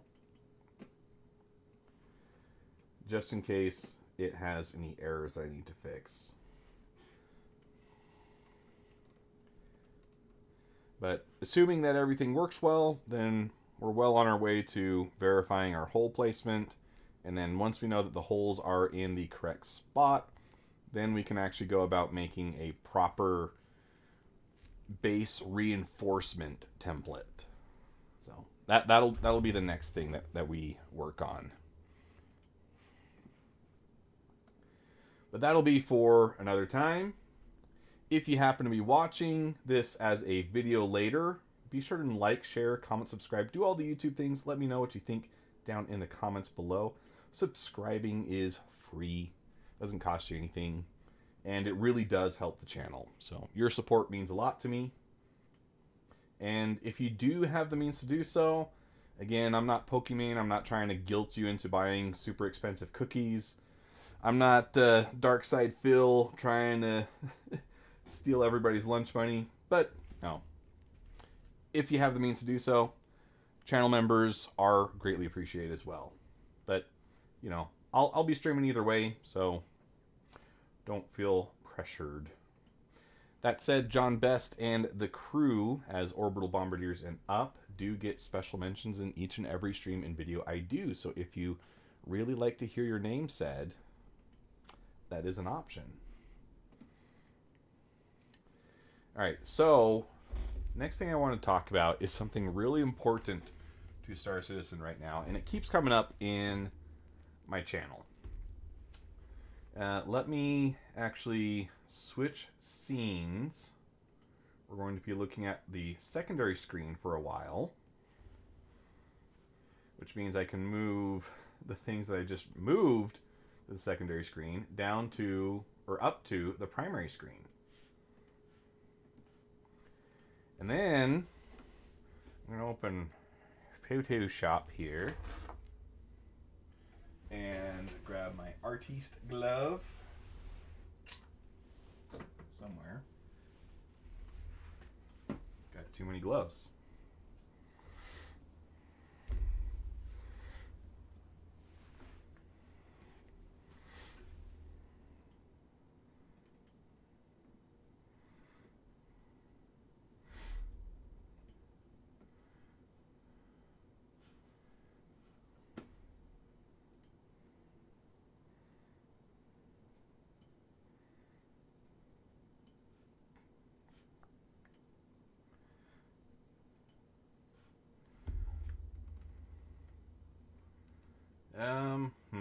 You know, I'm not a fan of how that's actually displaying, so I think I'll go back to the main screen and I'll just do another window to keep this looking nicer for you guys.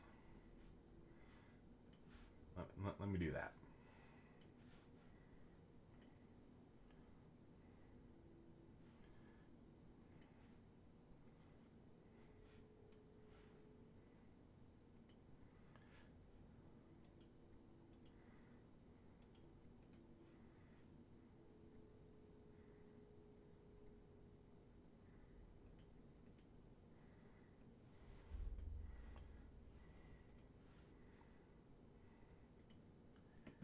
There we go.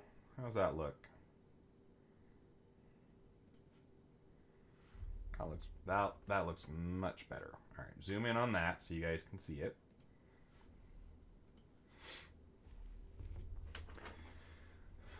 All right, so we're going to talk about something near and dear to my heart, and that is the Power Store and how CIG's selling off of many items can negatively harm the gameplay experience, even for the players that are buying the items themselves.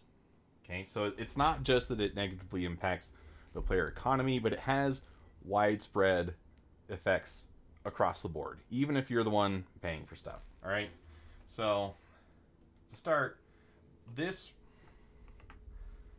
not supposed to be a vertical line, it's supposed to be a horizontal line.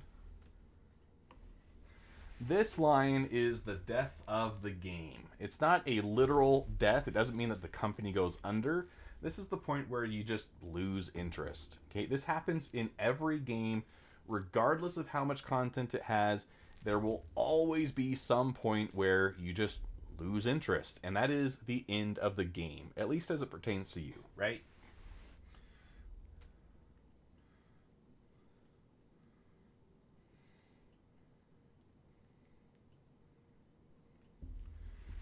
So, the line of losing interest, okay? This line down here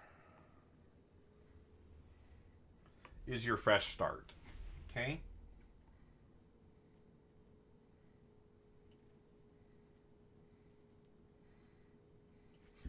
Now, everything that you do in a game is going to move you farther from the fresh start and closer to the game death, okay? So, now let's switch to a happier color. Let's call this first echelon the tutorial.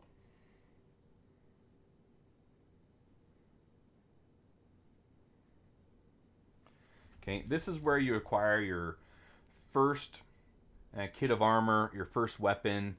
In the case of Star Citizen, maybe your first spaceship, right? This is where you are learning the ropes.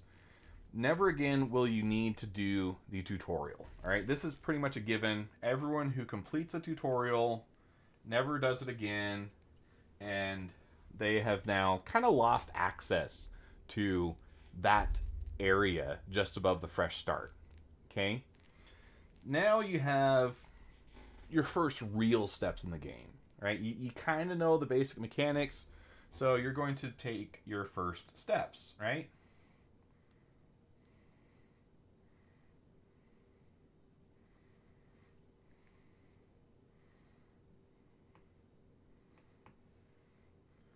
This might see you gaining additional armor, additional vehicles, additional weapons. Generally speaking, this is going to still be fairly easy, so odds of dying still quite low in this area. You might progress a bit higher.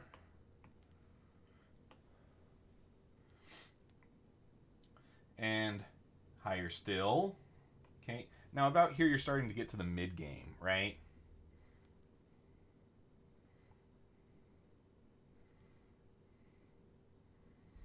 Okay, things are starting to get a little challenging, so you might actually die at this point. Okay, so what that would be is you go down a peg or two, right? Now, again, we're not all the way down to tutorial, and we're not necessarily all the way down to where we were when we finished our first steps either, right? We've acquired some stuff naturally through the game, especially in the case of an MMO, that serves as kind of a baseline, right? So we could actually kind of give ourselves a baseline here and say, hey, you know what? We've acquired so much stuff in the game that will never fall below this line.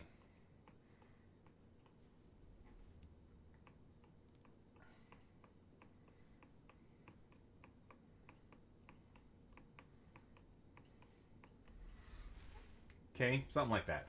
Let's pretend that it's a straight line, all right? It's kind of hard to do a dotted straight line in Photoshop unless I take more time to do it.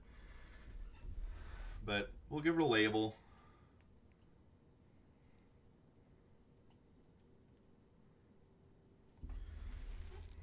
Okay, so after you die, and let's actually label that too, so that anyone looking at this diagram later kind of knows what happens, right? So you died, all right? Now you're back down to your baseline, but then you start to grind up again, right? You've learned some things, so you kind of blow past that first death. You've gained skills so that you don't necessarily die the same way again, and you might keep progressing up and up and up. Then you get to the end game.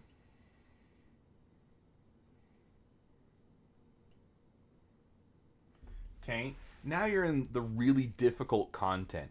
You can spend a lot of time here in the in-game and even in the mid-game. You know, let's not lose sight of that too. This can all take a very long time to get to this point. But once you're kind of at that in-game level, you're going to be doing things like raids,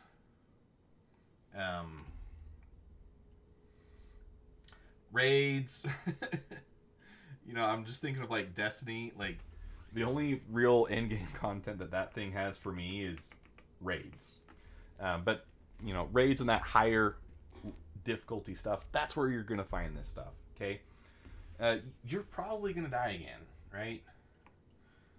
But you can never fall below your baseline, right? So this death does extend your playtime.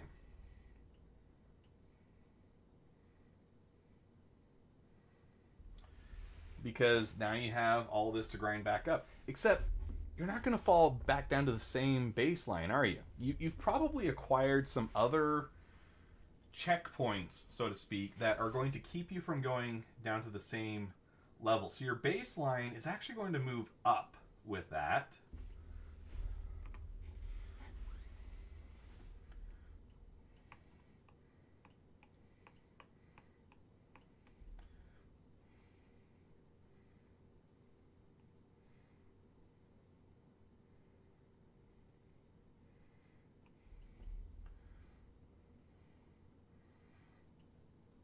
So now we need to properly label these as old and new baseline.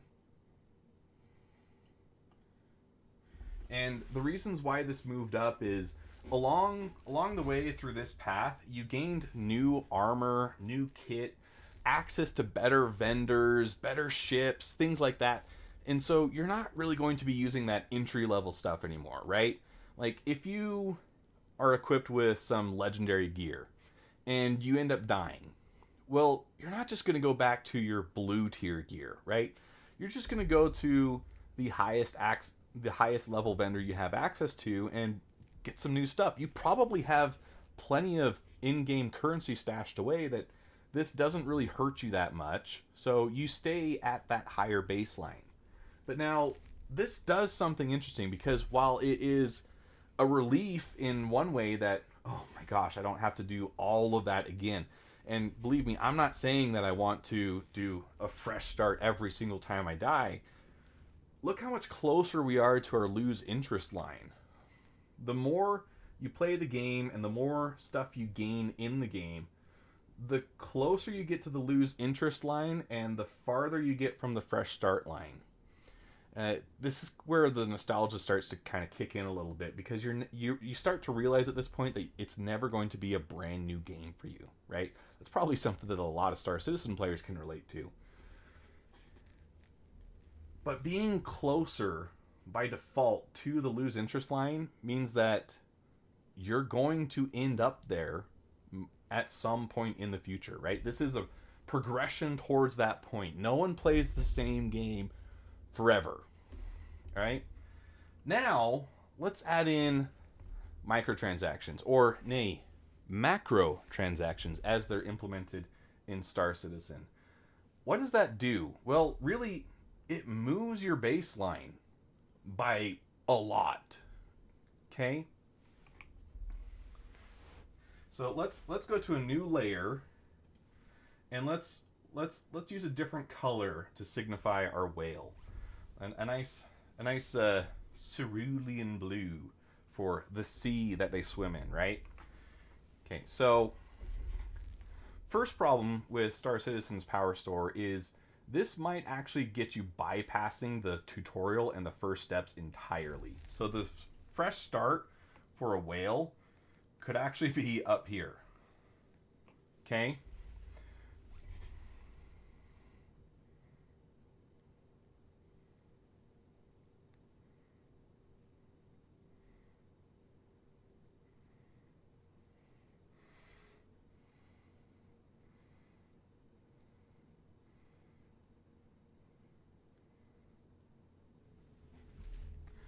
And you might do the tutorial, you might not. You might skip your first steps, you might not. You probably do, though, because if you've been playing Star Citizen for any length of time, you probably know all the stuff that it would have taught you, and you might not deem it worth the story input to go through and play it. Certainly as the tutorial level is implemented now, I wouldn't blame you for that. It could definitely be a bit better, but that does mean that you skip out on a lot of that initial content. You might just not ever have access to that. But then when you progress, you take the same steps other people do, but because of your increased baseline, you get closer to the lose interest point much faster than a player who doesn't have the same resources you do. And what happens when you die as a whale? Well, everything that you have on your character is a permanent boost to the character itself, which means that your baseline can never be lower than this.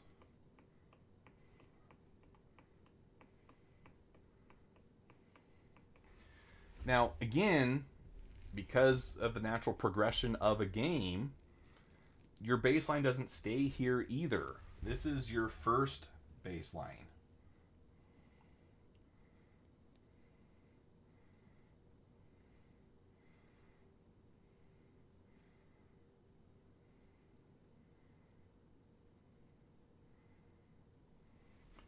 And when you die, you come down to this line. Let's see, we need a special icon for a whale death.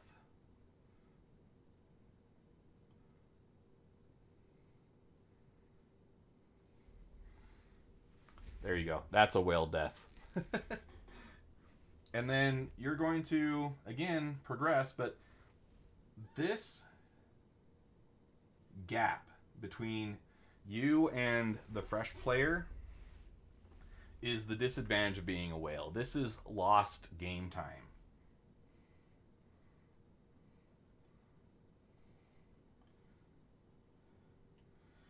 Or let's actually phrase it as lost game lifespan.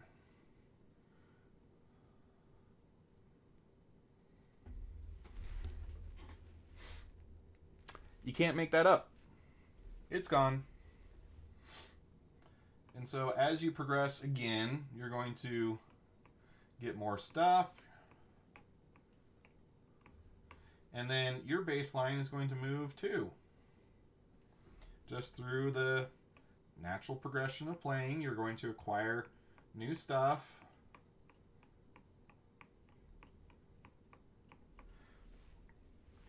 And in reality, what you actually do is you make it so you cross this line way faster than anyone else would. Okay? Let's think about what this means. You have so many ships, so many weapons, so many armors, so much AUEC, or actually at that point it would be UEC, right? You have a base, maybe you even have an asteroid base. You've participated in guild stuff, you've done raids. Like, you've done everything. What else is there to do?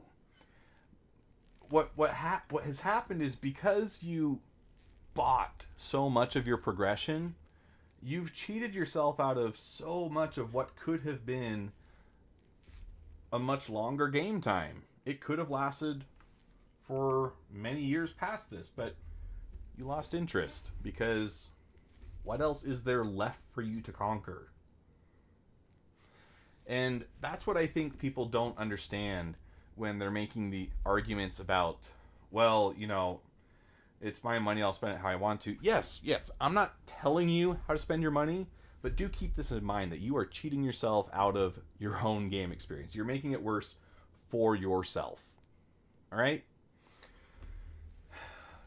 There's other aspects of this too. All right? So let's clean this up a bit. Let's go to a new line. Or a new layer, I should say. Let's draw a line across like that, and then I'll actually dot it this way.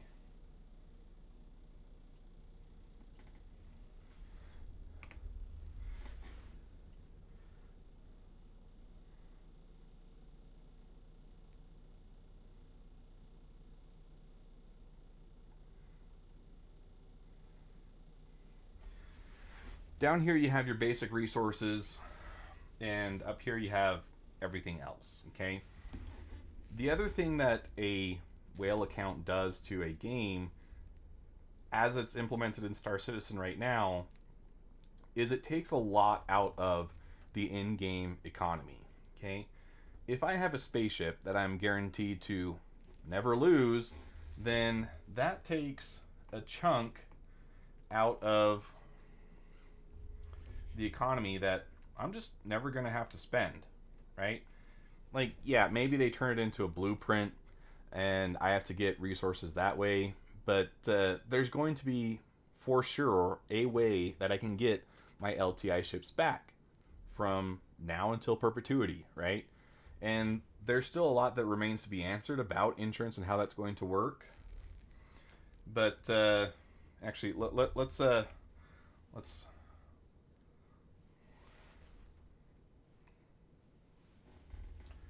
do it this way.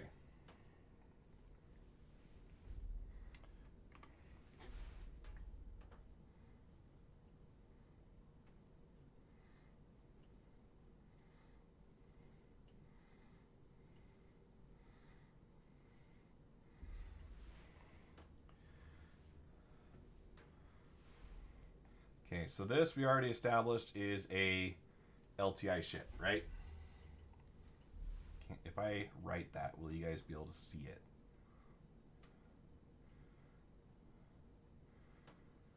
Yeah, that kind of works, right?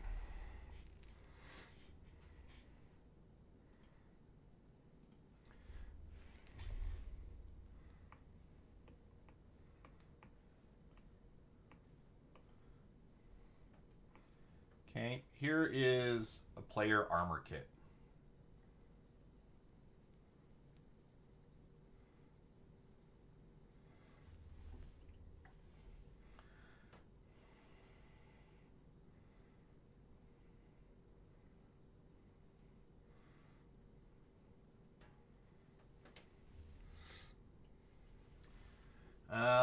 Here is a land claim. These obviously aren't necessarily drawn to scale. An LTI ship would be much bigger than an armor kit.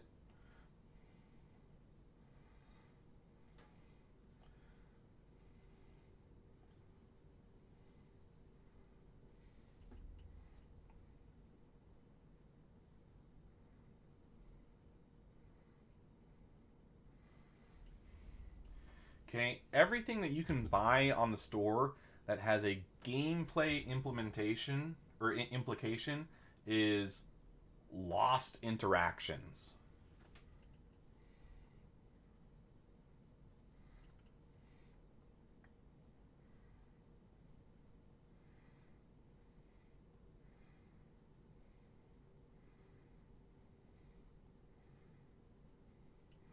And then the economy is left with whatever is left.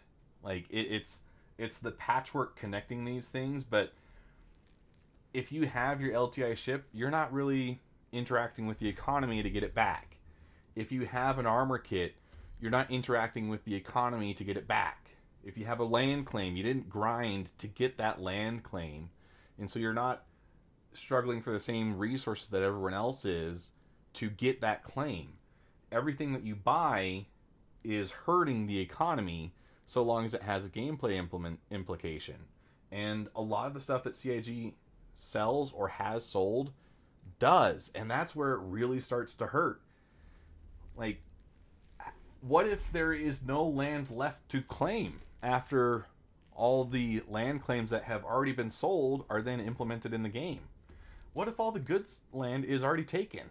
You know, if I know that there is a Quantanium vein, which, you know, they've talked about going back towards doing like underground mining with those little mining towers.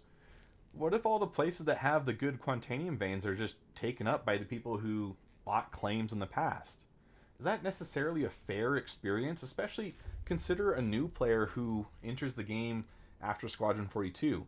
Is it fair that they can't buy any good land because it's already been claimed by someone else? I don't think that it is. That's not a great experience. And then armor kits, sure, like you could turn it into a blueprint and that kind of solves the problem, but it doesn't really address the heart of the issue that CAG has sold gameplay for currency. And that just doesn't work. It ruins your in-game economy. Every LTI ship is a ship that does not have to go through the same resource chain in order to get it back. And so imagine you are trying to make a living in the game selling components for base tier ships, right? Well, if I have LTI ships and my insurance doesn't actually interact with you being able to sell those base tier components, then who do you sell to? Well, everyone else, I guess. But then now we're talking about a limited subset of players that have no LTI ships. It starts to get really messy. There are some things that CIG could do to rectify these things to a degree. One of them would be like, okay, well, if you have a ship and it explodes and it has LTI, it still pulls from the total amount of resources in the verse. That's kind of what they were trying to do with Quanta, but I don't think that ever really took off. There is still some level of resource management that it might interact with and be able to do that thing. If you're making these base tier components, they could have a vendor that you sell to that is simply a sink for the entire verse, right? Like, kind of like Wicklow, I guess. You know, you give components to a Wicklow-esque character, and then it just turns it into nothingness. It just gives you some currency in exchange for it. Like, those things can help, but it doesn't fully fix the issue that is caused by having sold this stuff in the first place. So I hope that this discussion has kind of hopefully opened your eyes a little bit if you were on the fence about why these things are bad. We've looked at this from two perspectives. We looked at this from how a single player affects the entire in-game economy, and keep in mind that this is most Star Citizen players at this point are in one way or another participants in this problem. We've also looked at how simply being a whale shortens the lifespan of the game for you. You're not going to enjoy the game for as long as someone who has spent far less than you on the same game. And this is all of this are major reasons why CIG needs to transition to selling cosmetics, because that is one of the really only way forward that doesn't hinder future progress in the game. There's one final aspect that I want to touch on, and that is, where do you put the incentive for the company you are paying? Right? CIG is that company. How do we allow them to extract value from us, being our money, right? If you sell ships, what you get are ships that are better than the previous ship you bought. It is an incentive for power creep, because they need to have reasons for you to buy each successive ship they release. So you're going to have a Mantis get released that's clearly better than the previous Mantis, has significant advantages over many combat ships, and has some trivial weaknesses. I mean, yeah, it's probably going to get patched, it's going to get adjusted and brought into balance, but not before they will have sold it for money, right? And this is just going to keep happening unless CIG changes the funding model. I think we're at a point now where they can do that and be okay. They have enough gameplay that if they made this change, it would be a huge act of goodwill with players, and it would give them an opportunity to really kind of spread their wings and try and sell the cosmetics, like go full in. But it would be a net positive for the game overall. In the past, I could see the argument that, well, you know, we never would have gotten this far without selling ships. Okay, fine. Let's say I just give you that, right? Well, the strongest argument in your favor would have been that there was very little gameplay to go with it besides the ships. So literally, what can you sell besides ships when you don't have any gameplay? I don't think that's true today.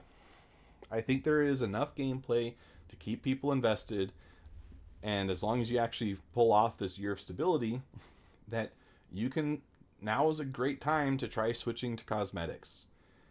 Put that on for a spin and see where it goes. Let's see, I'm going to save this off as a separate Photoshop document so I can use it later. I'm going to call it Whales Kill Games.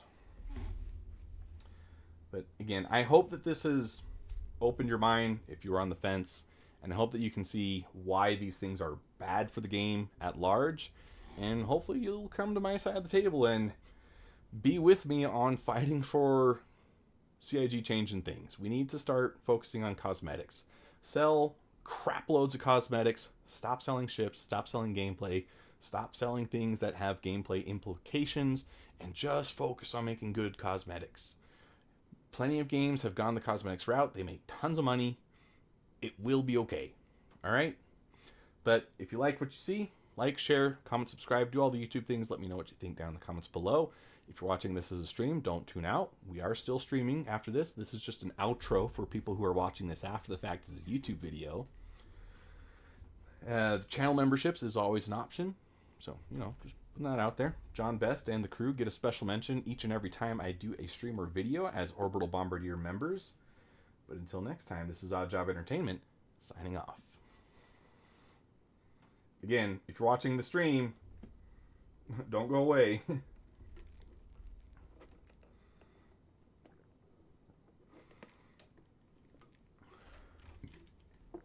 Ooh, ow. Ow, wrong tube. That hurt. Ugh. Ah. Eek.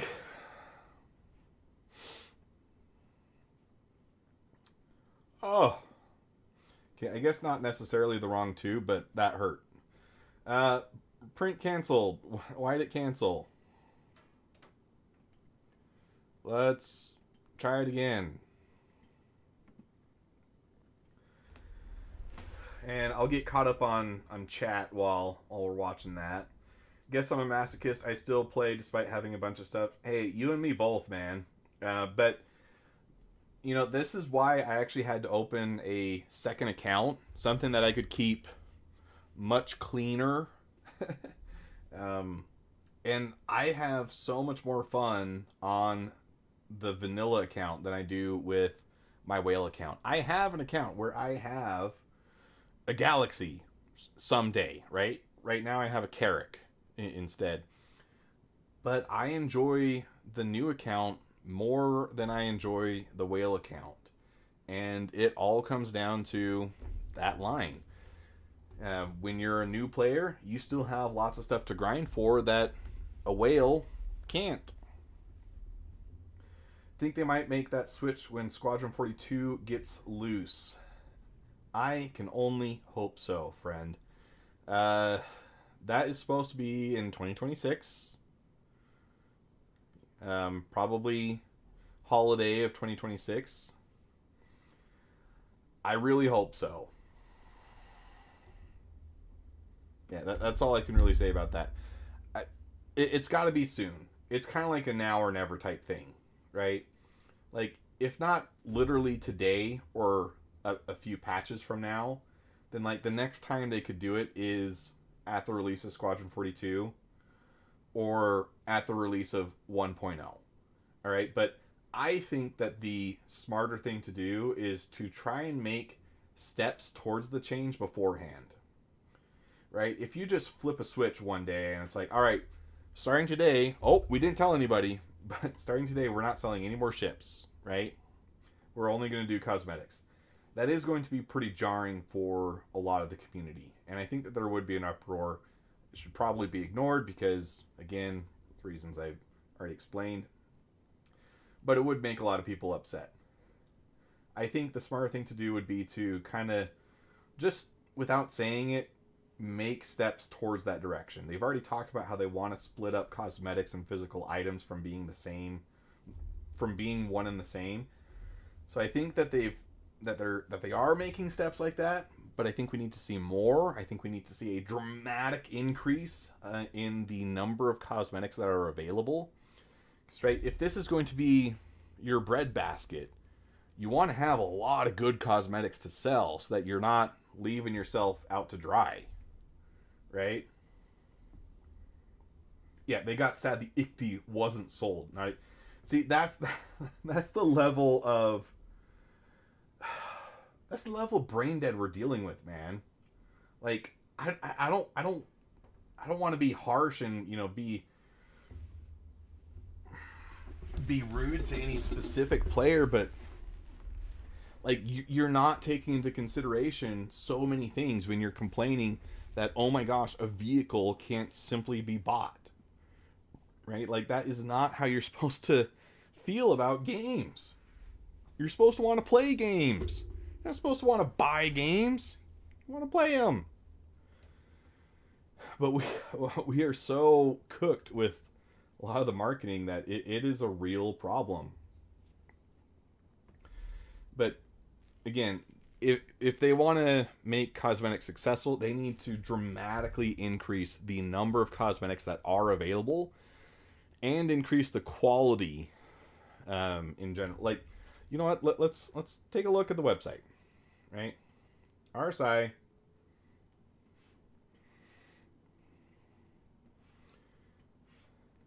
I have to keep this up apparently because it did fail to start the print last time. So let's do that. But let's go to the shop. Let's go to the power store.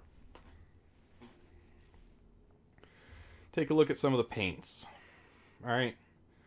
For the Avenger, you have one good paint, right? Like I kind of vibe with this darker one. These ones, though, are fairly minimal effort, and they don't inspire me, right? So the Avenger could have a crap ton more skins made available for it. It only has the 4 that you can buy right now, which is kind of wild. Same for the Eclipse. Like, it's got 2. Like, this is a stealth bomber. Make a blackout paint, right? How easy is that? I mean, yes, the base paint for the Eclipse is black, but make like an actually black paint for the Eclipse, right? That's easy money. Give it a carbon fiber weave, you know? I mean, they're not getting creative enough with these paints. Also makes me curious how many people bought the Meteor without store credit, but my goodness, the price is hideous for a light fighter with an interior and large guns. Imagine if CIG sold... I'm guessing that's transmog for gear types. Yeah, I don't know how that would work. Because that's the other thing that CIG does that makes it really difficult for them is... everything that they put in the game, they want to have some kind of justification for it being the way that it is, right? So we have a sniper armor that should be coming out soon, and it has specific benefits for avoiding detection from a distance, right? So if you do a transmog for something like that, the only way to really make that work would be to have other sniper armors that you can do transmog in that. But if I can do transmog with my sniper armor and make myself look like a machine gunner, that takes away critical information for players that may be going up against me, right? So if I'm looking at you and you look like a machine gunner, then I'm not so worried if I lose track of you visually, because you're a machine gunner. You're easy to find again with FPS scanning. But if you're actually wearing sniper armor, if I lose visual contact, then I am screwed because I have no idea where you are, right? So that's where it gets tricky with transmog, because you could be giving players an advantage by hiding their stats with that. So, you know, I've thought about this in another aspect for a game like Battlefield, right? Like, Battlefield really screwed up when they got rid of classes and they went to this operator mode, and then they tried to add back in classes and it just didn't really work. But you have to have, so it's like in Battlefield you have assault, you have support, you have, I think they call it medic now, and then engineer. But let's just say you have 4 classes. You're going to need to make armor types that fit in those archetypes that you can trade amongst for a transmog, but not across archetypes, right? That's how I would see you make it work. But imagine if you had transmog for gear types to apply styles, but you can only do so at your hometown and only ever apply it to one suit. But it has to be specific to a weapon, gear type, or weight, so it doesn't confuse people. Yeah, stuff like that I think would be totally fine. I'm thinking a game that did something kind of similar in some respects was Operation Sandstorm. If you get on the Steam Workshop, you can download different guns that apply a visual effect client side. So you can make your ACR, or you can make your M4 look like an ACR when the ACR was never a gun in the game, right? So that could be one approach to it. You can also make your M4 like make moaning anime sounds. You know, not that I know anything about that.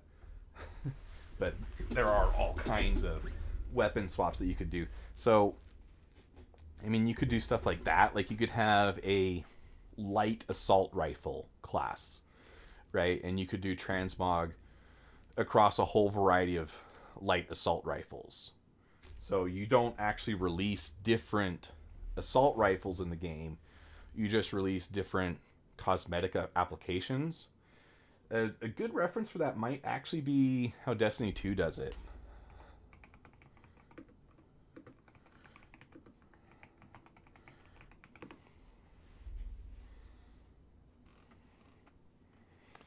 Let's see.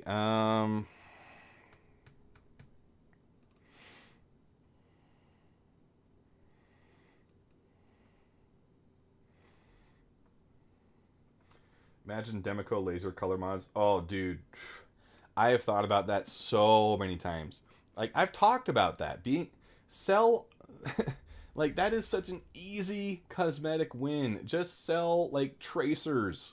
Like, Call of Duty does it and takes it to kind of a absurd level, but you could just sell these exact same concept in Star Citizen and just change your laser color. I mean, imagine shooting, like, purple or red lightning from a Volt gun. Right? Like, it just makes so much sense. And it would be such an easy cosmetic to implement, and you'd just be styling on people in the game all the time. It would be so good. I want that. Yes, for sure. I'm not finding like a good website to reference right now, but like in the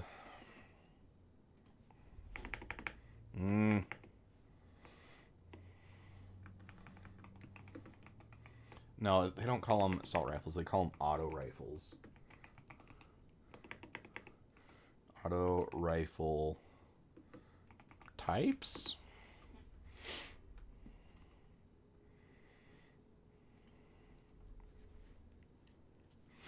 Okay, let's just click one of these, so the auto rifles are basically assault rifles in every other game, right? Don't get hung up on the words. They're assault rifles. For some reason they call them auto rifles. I don't know why. But what are we looking at? This is Adamantite. This is a legendary kinetic auto rifle, so it shoots kinetic strand bullets. Strand is just an elemental type, which is another thing that could easily be implemented in Star Citizen. Elemental damage for cool effects. Just saying. And this is a 600 round per minute auto rifle. Okay, if you have another 600 round per minute auto rifle, it's going to behave very similarly. Okay, these tend to be higher impact, lower rate of fire, compared to a 750 auto rifle that is going to be lower impact, higher rate of fire, right? So let's see if I can find one of those. I don't want to use one of the exotics because they have their own kind of special tuning. Don't want to get into that. Probably Chroma Rush is that. Okay, so yeah, here you go. 720, and now impact is 18, right? But if you find another one, like let's see what this one is. Okay, here's a 450, and now the impact is higher, right? And eventually I'm going to click on one of these that was a similar archetype to what we just saw, and then we're going to see, hey, look, impact 18 again, rounds per minute 720. Something's going on with these green values. It's probably because of the curated roll they have going on here. But the point that I'm making is every 720 behaves very similarly to every other 720. And if you were to implement something similar in Star Citizen, that might just mean that you have different cosmetic treatments for what we would think of as like a base Demico LMG. Maybe you get a version that has like twigs and leaves stuck in it, right? As like a exotic ornament, right? But it still performs like a Demico. It just looks super dope, right?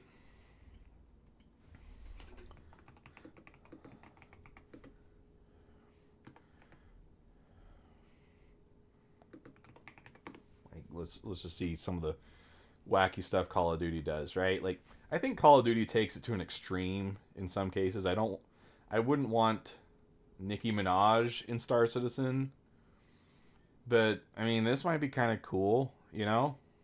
Maybe that's a little over the top for some people. Maybe not. I don't know.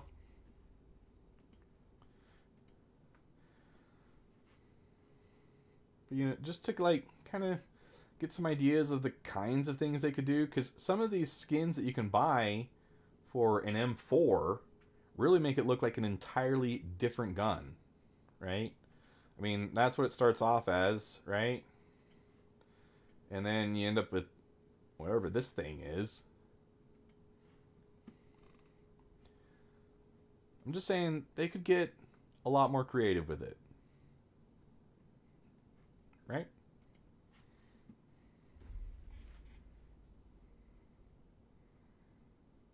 Yeah, I'm not saying that it would change the stats at all. I'm just saying that, like, if you, like, let's put those archetypes into perspective with Star Citizen, right? So, what is a high rate of fire gun in Star Citizen? That's probably something like the P4, right?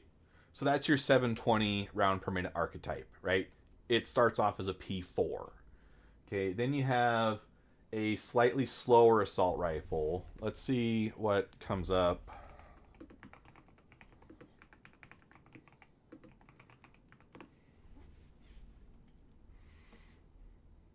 Okay, like the Karna. I think the Karna might actually be faster. I don't quite remember. But whichever one's faster, that's your 720. Then the step down, that's your 600, be it the P4 or the Karna. Parallax, I guess, would be like a 900 RPM assault rifle. So I'm not saying that it changes the stats. It's just like this is how Destiny does it. They just have archetypes, and then in Star Citizen you have already distinct guns that are representative of a different archetype. They just don't refer to them or treat them the same way, but they could be used cosmetically the same way. Right? If I pick up any 720 RPM auto rifle in Destiny 2, it's going to perform about the same. You know, with some accommodation for the perks that it has applied to it. But that's a whole different topic. If I pick up any parallax rifle in Star Citizen, it's going to behave about the same as any other parallax rifle. But it could get dramatically different cosmetic treatments depending on how I got it, where I found it, things like that. That's all I'm saying. And I agree. I don't want a clown fest, but I definitely want variety. I think that CIG could really stretch a long ways before they get to clown fest territory, right? I think they've been playing it so safe that I think that there is a lot of room to grow before we run into that problem, right? I don't want Nicki Minaj in Star Citizen. I don't want Snoop Dogg in Star Citizen. That's just because I don't want celebrities in my video game the same way. Except for like Jackson Cleary. Jackson Cleary's cool.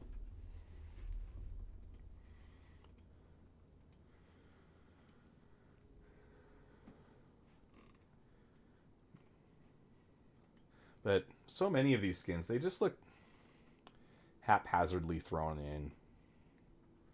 Like Frostbite, I do think it's a cool paint, but I don't know, something about it looks messy. This one must be new because it's marked as new.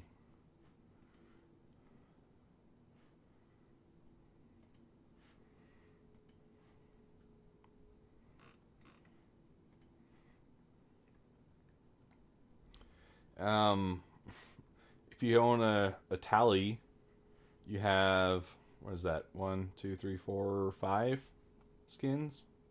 6 for the saber, 4 for the arrow. We can certainly flesh out the roster.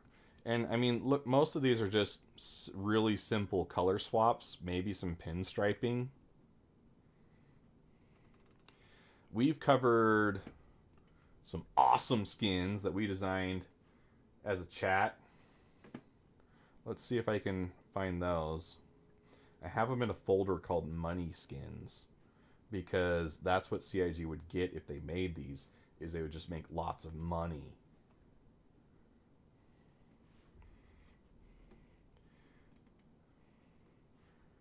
Right?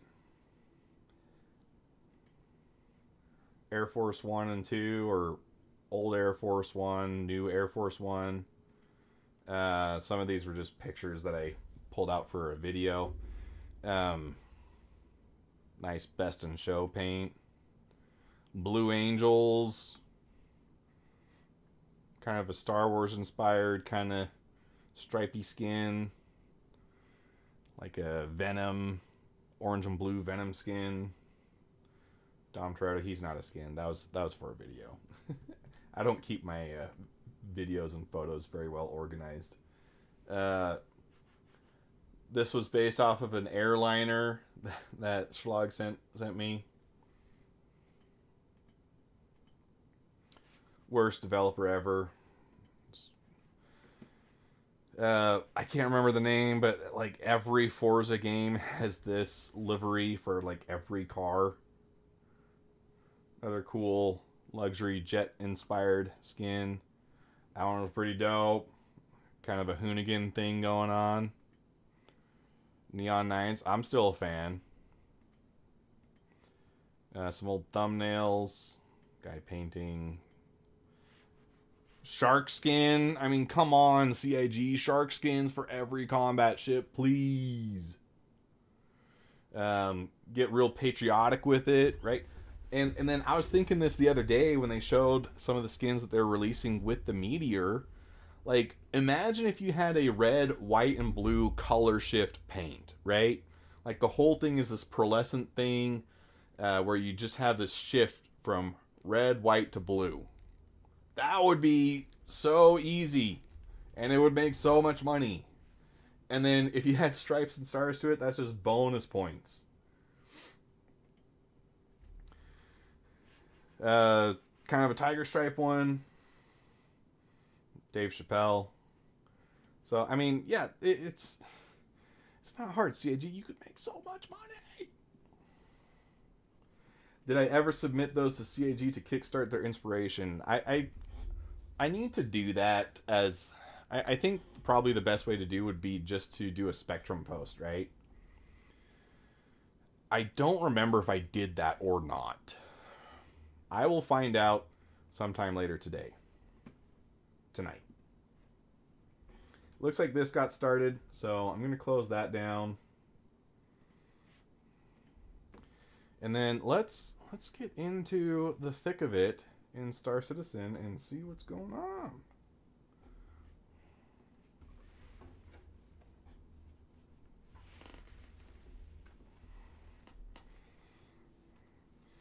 Oh, no. I already did the CIG. Yeah, I definitely should work on some Galaxy Paint ideas because I just know that there's going to be like nothing available when my JPEG is finally released. Hopefully it's a short update. I did already do a bigger one in prep. It's going to take forever.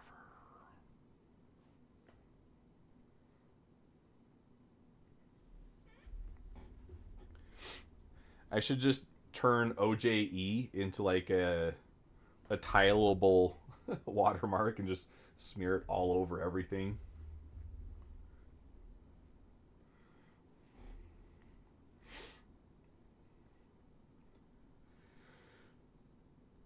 It would be kind of cool to see a ship skin released at some point that literally had OJE baked into it. Like, even if that was just like a mistake, that would be the funniest thing ever.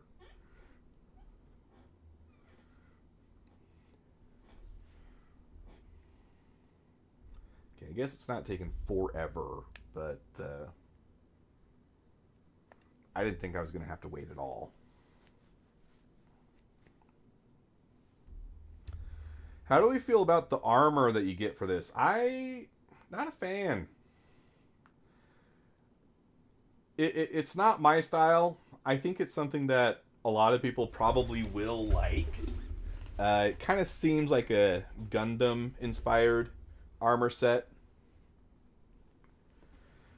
And I don't know what it is. I just don't like it.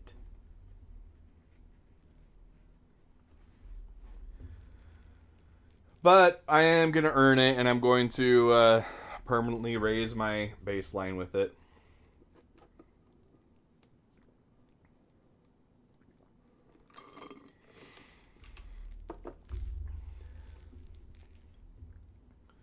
I like the utility look of it. Okay, I will give it that. It does look very strong on the utilitarian front. And with that in mind, I do like it more than the Errol helmet. Or the Errol set. The Errol, I feel like, makes you look like a Michelin Man Cyclops. I don't know, it's like too round, and then where it does pick to put angles, they just don't really work for me. What? Don't do this to me, CIG. Let me download the game.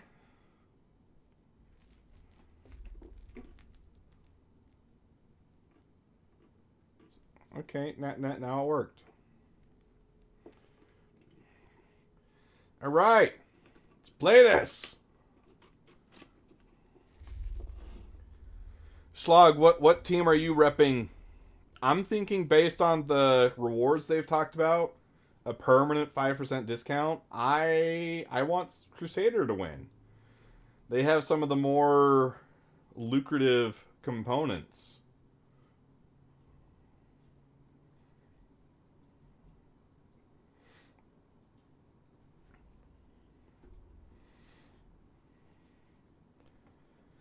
And I think color-wise, I'm split between Crusader and Microtech. I think I do like the Microtech color scheme a little more. But I always like blue and white together. And they both kind of have that going for them.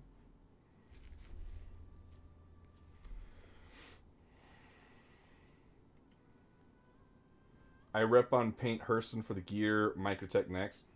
Alright, I mean, you're allowed to be wrong. I'm not going to yell at you for being wrong.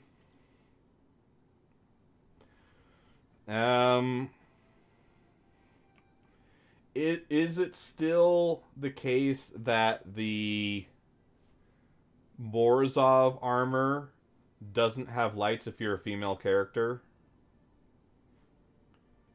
Is that still true?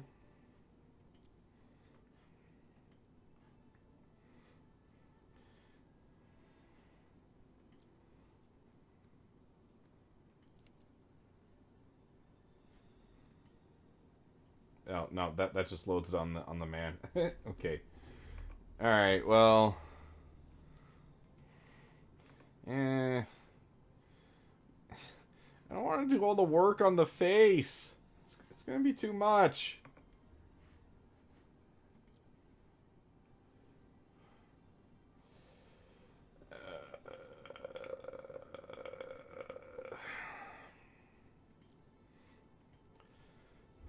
I'll change it later. I'll just stick with what is supposed to be meat. Yes, that is as close as I could get to making myself so far.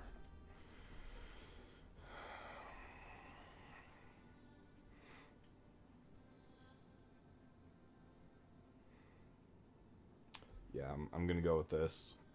Orison.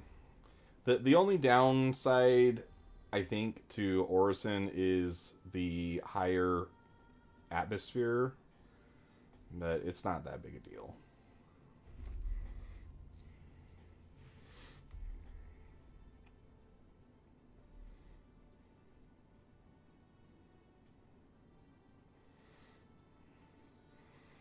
Oh shoot, there's new lore.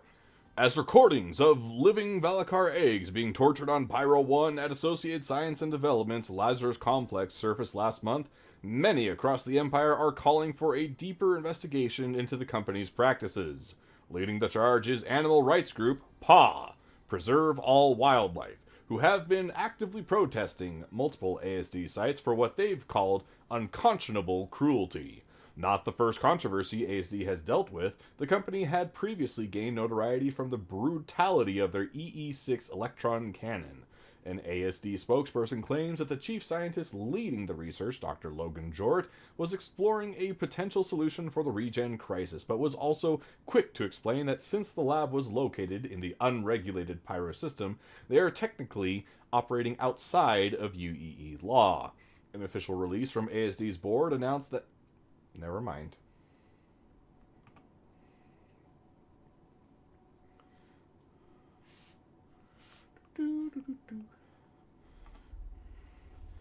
Alright, so I got the basic noob suit on.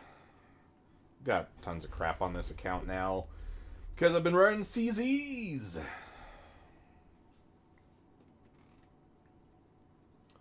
And I bought a bunch of Morozov because it was the... Well, see, it does this thing, right? And if you're rocking a female avatar, these yellow lights don't turn on. I don't know if that's still the case, but it was the case. And it's dumb, but it is kind of a big advantage if you're trying to, you know, blend in with the environment. But let's just put some Morozov on. Try and make it all matchy-match as much as I can. For some reason, though, why does this not seem like this is matching? Like, this has green camo on it, and then it has the white arms. Something about that doesn't feel right. Let's see. What do I have for weapons?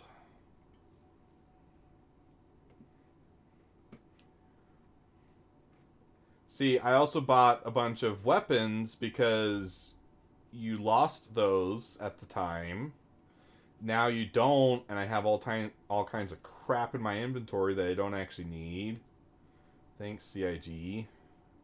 Making that change, and then telling us.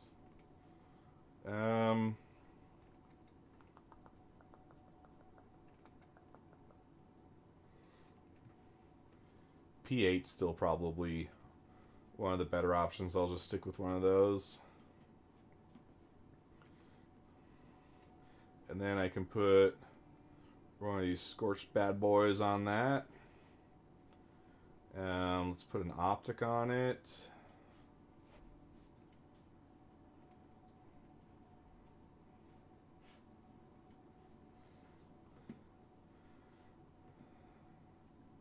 That's a 3x. That's probably good. 8x is too much. I don't want that. I like the Tau though. Go with that.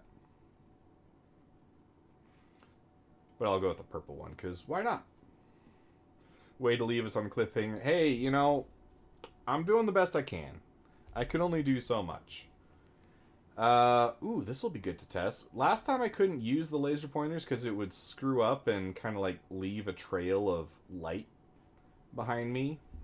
It'd be kind of cool if that works.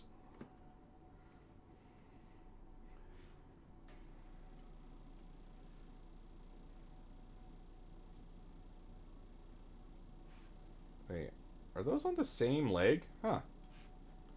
Alright. Weird.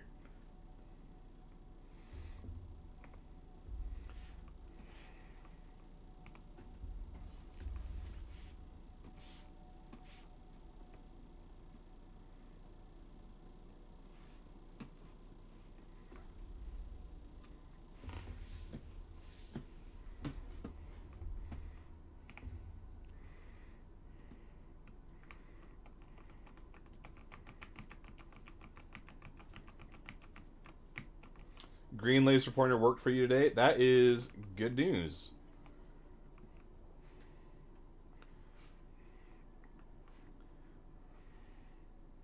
I've never actually seen anybody use one of these in PvP, so I'm not sure if they have a visible beam to anyone else. But I've never been able to use them either. So I'm kind of just stoked to be able to use them at all. Ah! Who said that? That was like right in my ear. It's like a voice inside my head. Buying... What? Heathens! Leaving all your crap everywhere. Oh, shoot. That's the one I needed! I need to... Wait, don't they sell... I think they sell ammo across the bridge, right? We're gonna find out.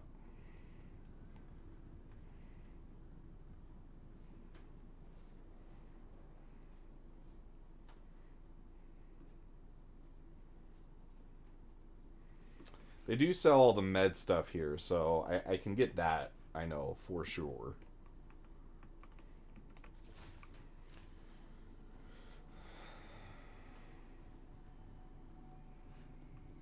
Okay, alright, good, good.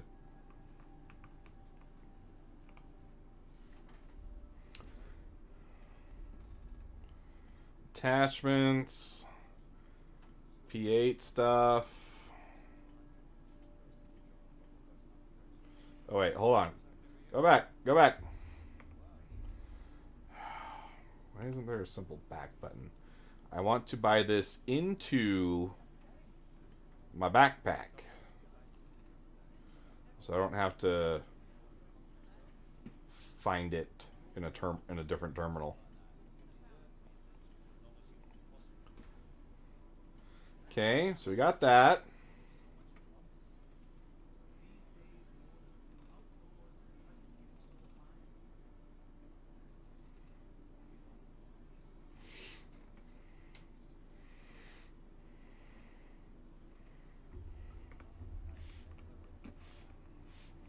Wait, does it have... no. I'm going to get it from over here. Kelto kind of sucks for gearing up. Well, I just needed it for ammo. And I was able to get that, so I'm not upset about that.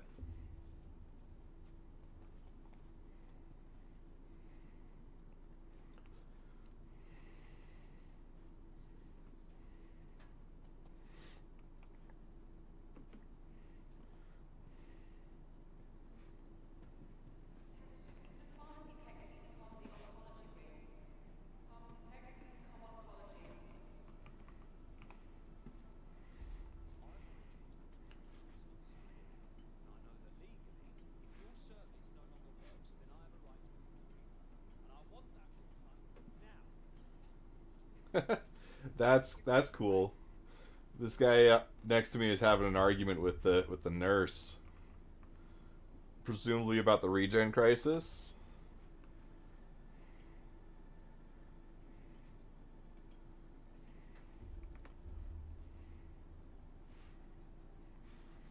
And now he's storming off, pissed. Alright, that was cool. It was a organic conversation. Where does he go? Is he gonna exit the hospital? No, he's just gonna stand here.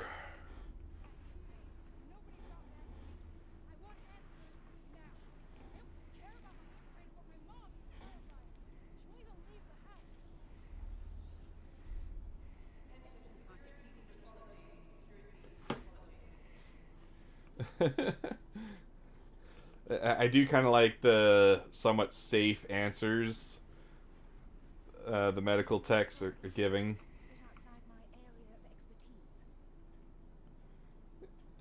They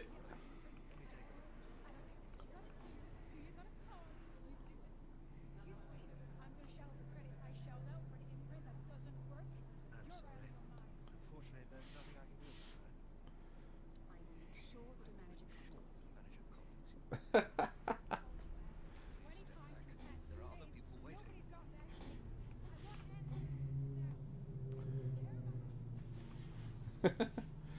Yeah, so having been medical staff, there's only so much you can really do. Like, you can't really help in a lot of cases. Certainly when it comes to billing type stuff, like, those two people were probably also asking. Yeah, you have to talk to the billing department, which sucks because billing department doesn't really want to help you that much either. And it's a whole rigmarole getting them on the phone. But, like, I literally have nothing to do with the bill you got in the mail, so I can't help you at all.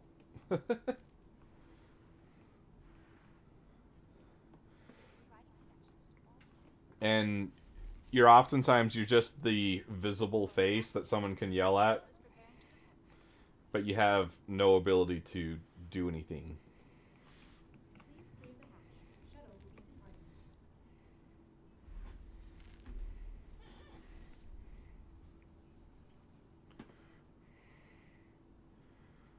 Alright, so let's see. Resource drive, cargo hauler.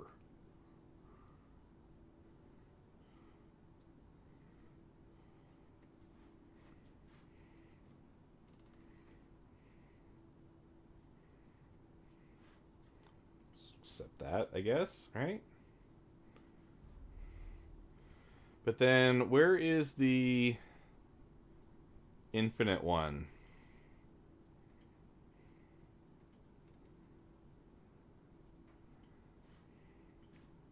Except that, I guess.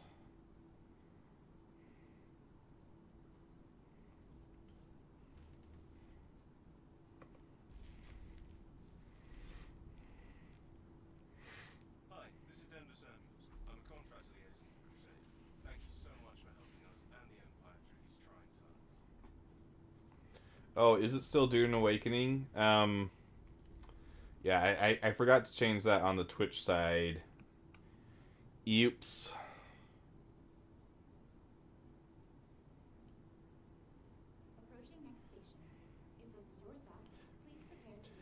Is that something my moderator can do, or is that something I need to step in and do, Wills?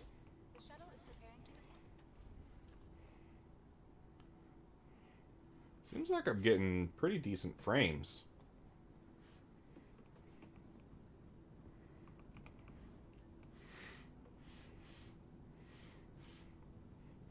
Like, for Star Citizen, it feels pretty smooth.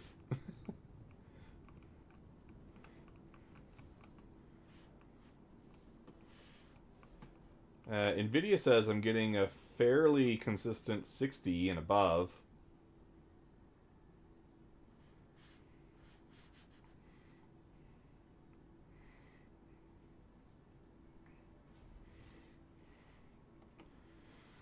Alright, let's take a look, see here then.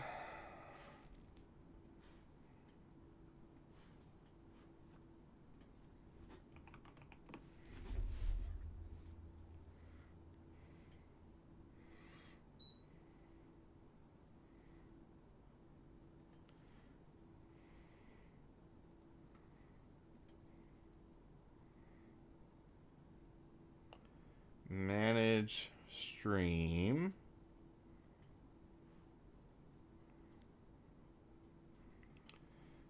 And I want to change the theme. Edit stream info? Category?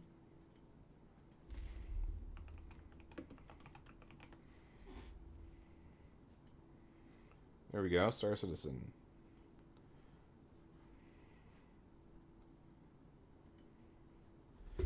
All right.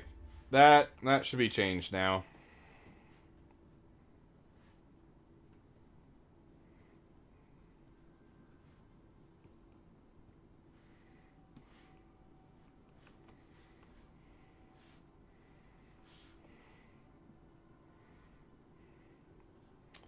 Ooh, I just remembered I need to make sure I have the tractor beam attachment. It's not enough to equip the multi-tool. Have to have the attachment.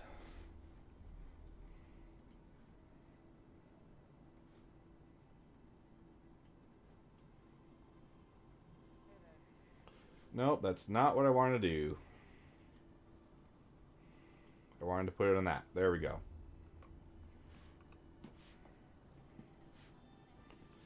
Holy NPCs, Batman. That's a lot of people.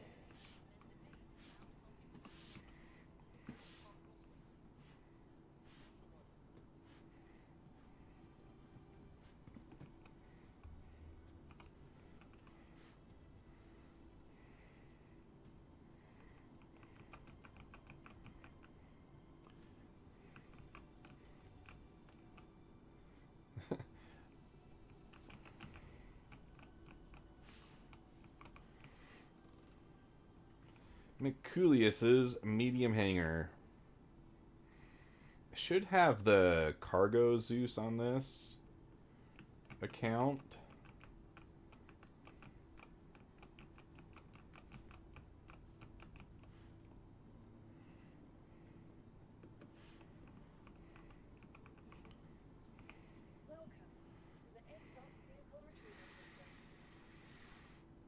Yes, here we go. Let's do the delivery of that.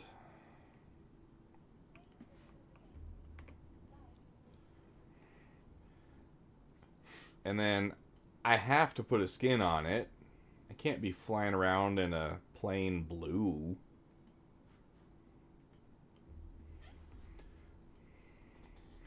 I should also have better stuff for it. I can't remember what the best ones were, though.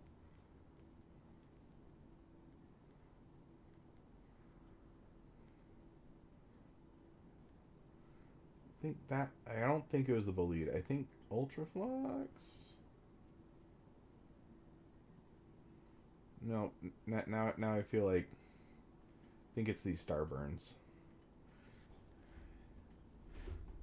I do remember Hemera and Trenta. That's why I have 3 of them.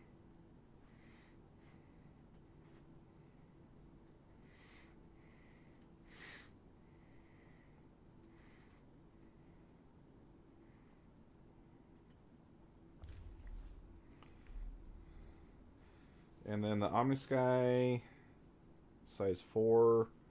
So put size 4s on. I'll have to go with those repeaters. And then I can do those repeaters. And then no DLC for this ship yet.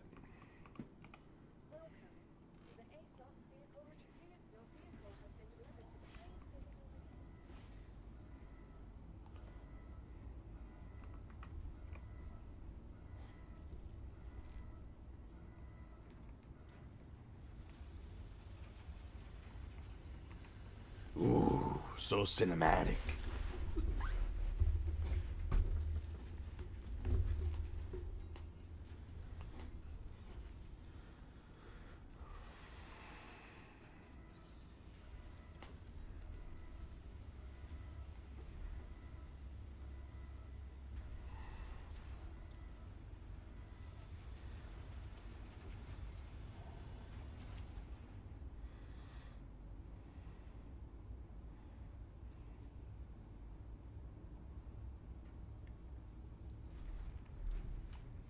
Yeah.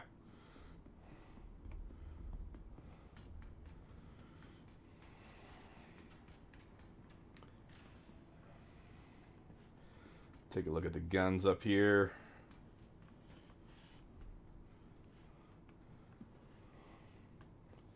Good old size 4 attritions.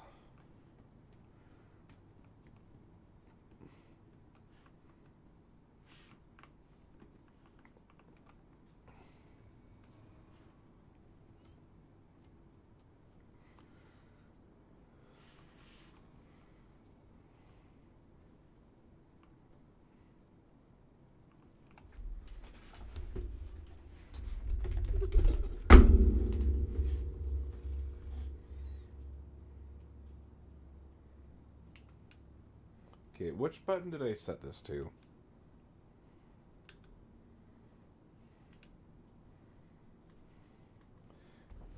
Is Toby not on? Oh, this joystick's not powered on. That's not good. Crap. I think I have too many USB devices plugged in. So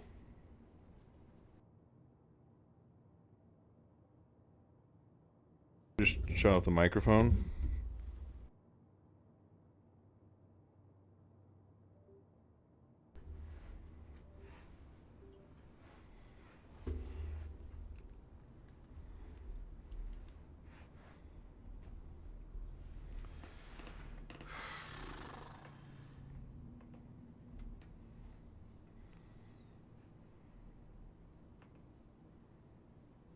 Oh, you know what?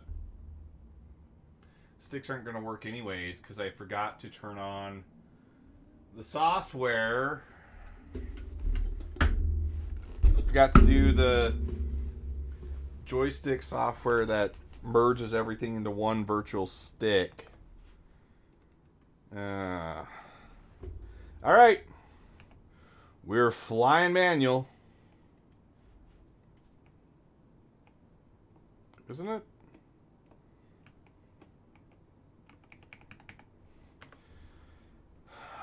Now I don't even know how to start my ship. I thought it was R.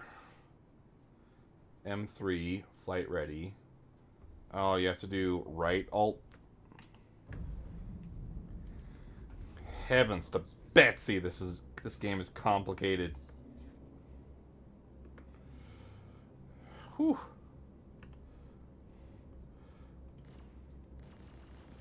Okay.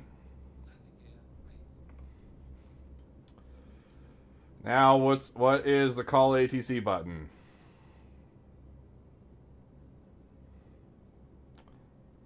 ATC cargo request. Okay, so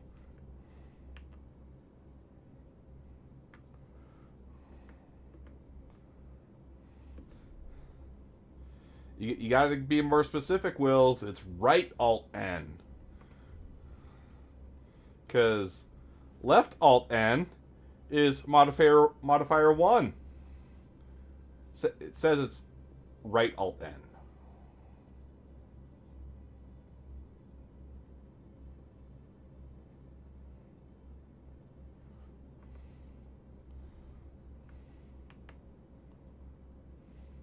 And it does a little ping sound. I don't know if it's actually working. You can try left alt N. Okay, you know what? Fine. It was left alt N, but that is not what the keybind menu said. I feel like that's not on me.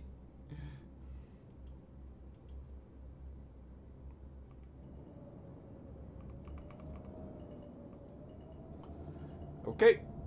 I fits.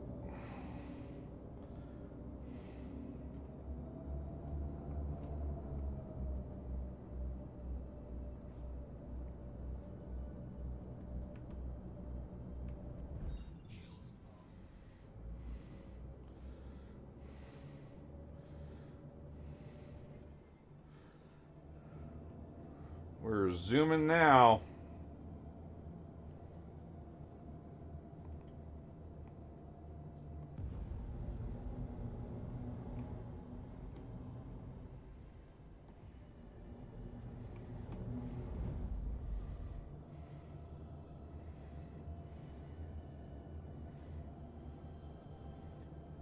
think it's around 90. Yeah, okay, there we go. 90, cut out. Wait, so, no, it's not. It's going to be over there. Oh, no, that one's going to be way far. Okay, fine, I'll plot a route to it.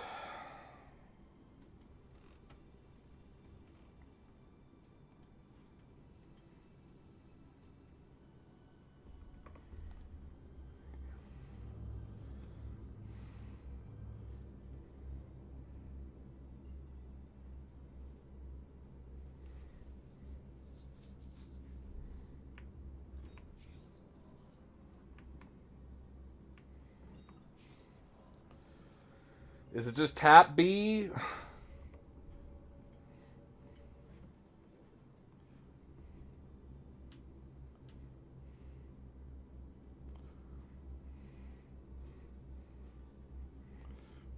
Which one's the one for engage quantum drive? Hold B. Did I just not hold it long enough? Holding B is just taking me out of it.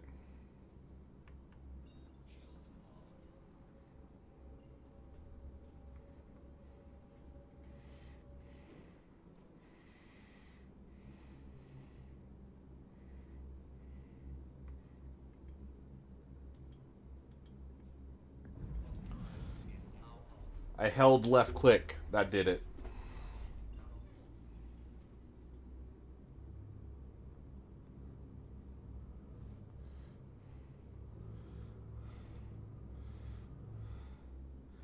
I feel so handicapped when I don't have access to my sticks. And yet it requires so much thinking on my part to plan ahead and turn on the software, make sure all the USB devices are connected.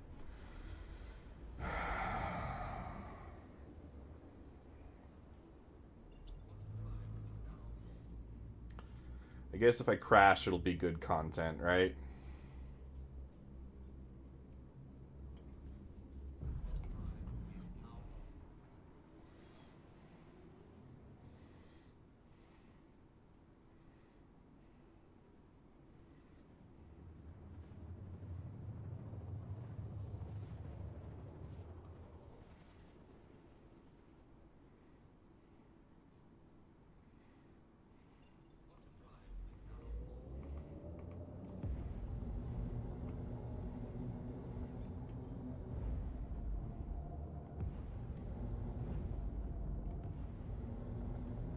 Did they maybe change the sounds a little bit? Something sounds a little different.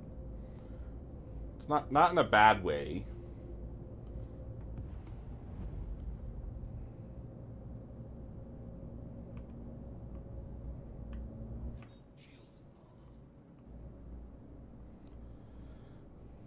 Space break still works, or changing master modes as a space break. There is a lot of lights down there. And a lot of ships.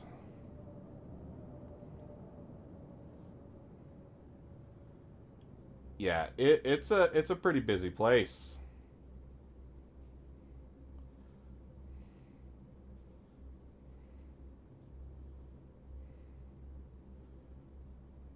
Are any of these even occupied though? As players we leave so many spaceships around. I'm just going to proceed as if no one's actually here.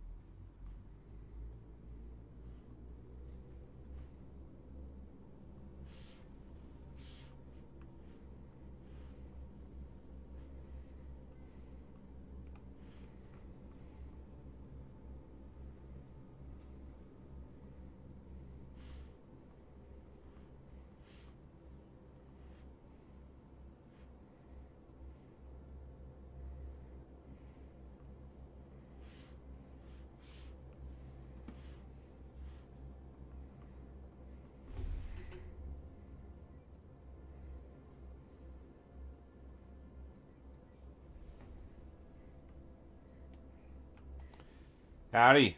Is this elevator working for you?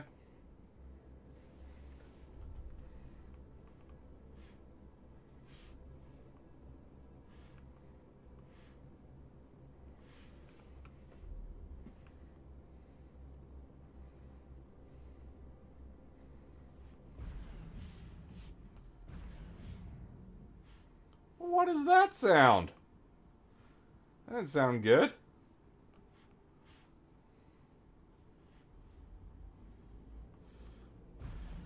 I mean, let's try.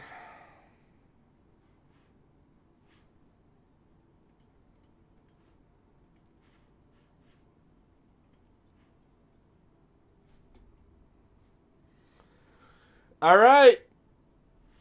There we go. Doesn't work.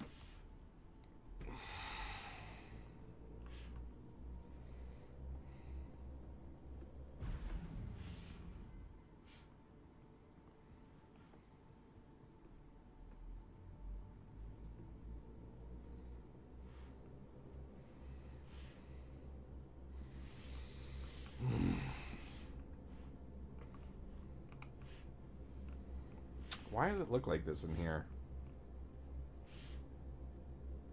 Never mind.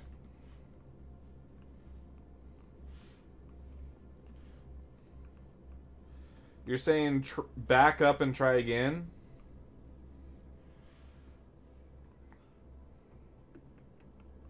That is true. The elevator is up, so...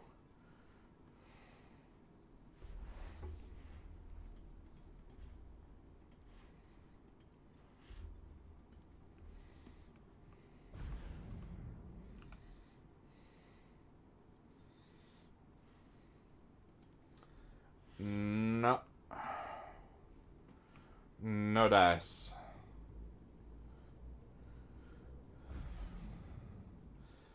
Yeah, no send button. Guess let's try this one. Yeah, no, I can't set it down.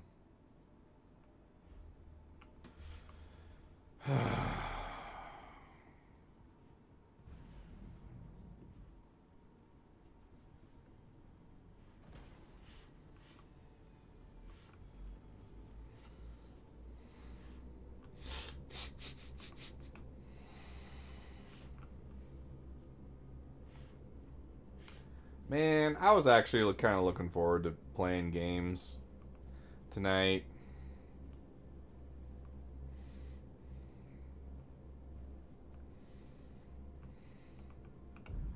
Now all the games are broken. Dune actually seems to be broken at the moment too. I had a bunch of guild members try and get on. No bueno. Does not work.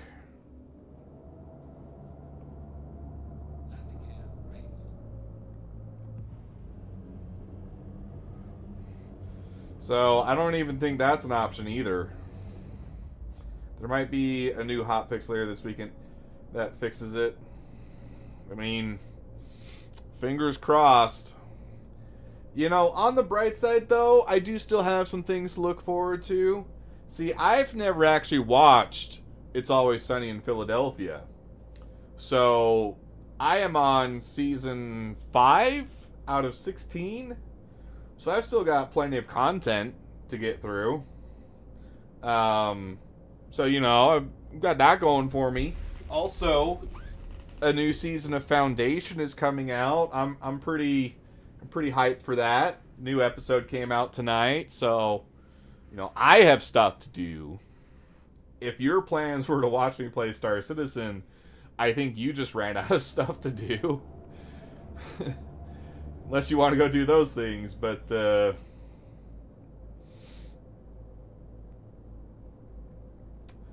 yeah, there's not a whole lot I can do here, unfortunately. I am going to just take my character to dead space. No, I need something a little further than that. Come on, guys. And let me make sure I know the key bind before I do it. I think it's you. Yeah. Okay, cool.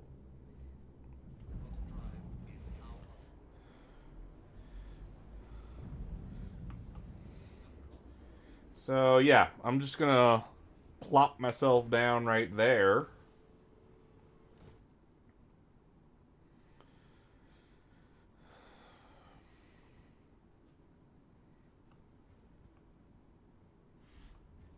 No, this side.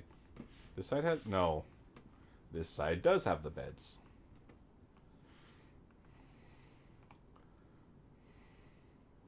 What do you guys think? Bed logging work? We're going to get lucky?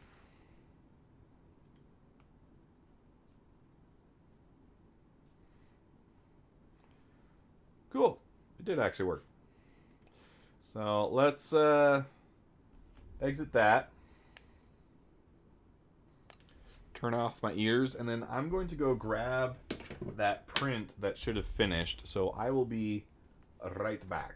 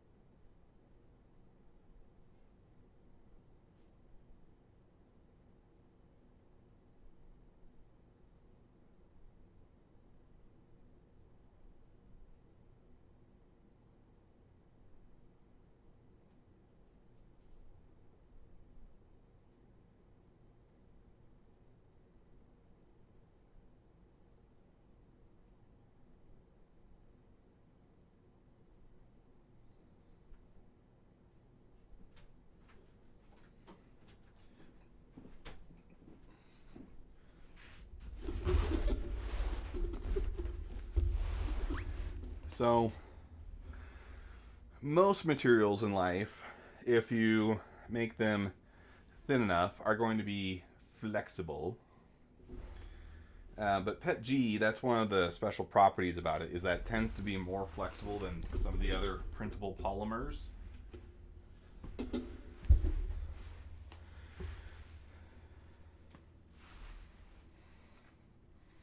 But if I just take this and place it over everything,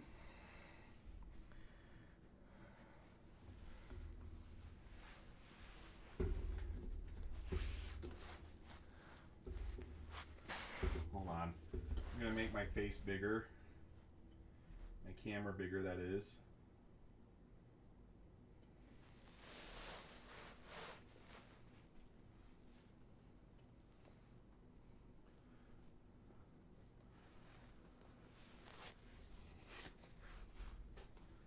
So we can see our alignment kind of sucks. It's not very good. But I think that might be the placement of those upper holes, because if I, let's see, try and get it on the triangle. No, there's work to be done all around.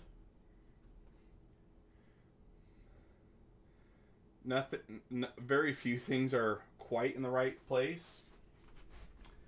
But this is a good start, nonetheless. Very rarely have I ever been able to get the bolt holes perfect on the first go. But this still gives me a lot of information about how to fix it. So that is what I will probably do off camera, because I don't think that's really going to be the best content. Well, You guys don't get to see me play games. Maybe I can just do it real quick.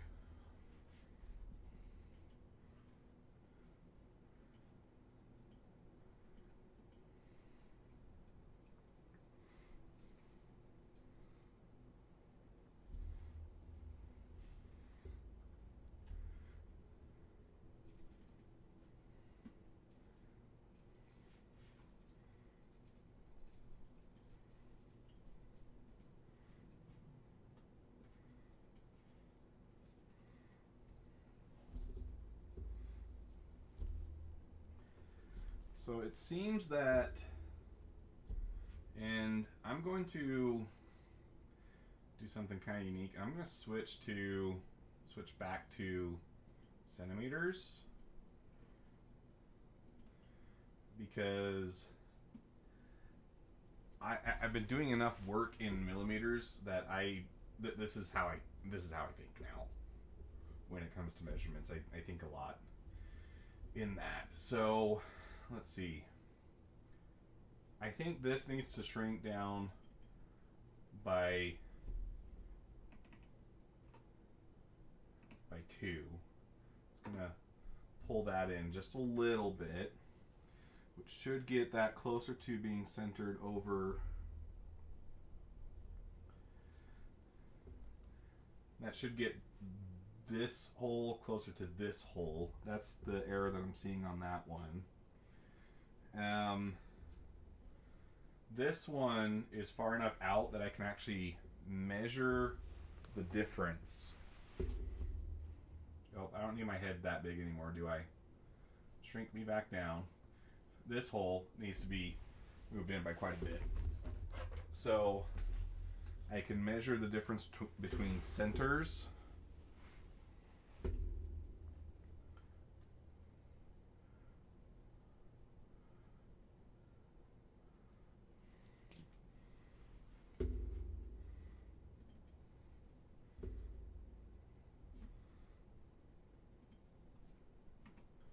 And then remember, because this is duplicated on the other side, we need to double the amount that we're subtracting.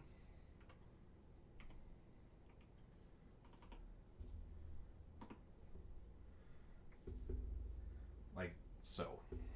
Okay, so that'll move that one in. That one I feel like is actually pretty good, assuming that the triangle gets moved in. I'm talking about this bottom hole. The top quad is definitely off. I'd say by about 9 millimeters.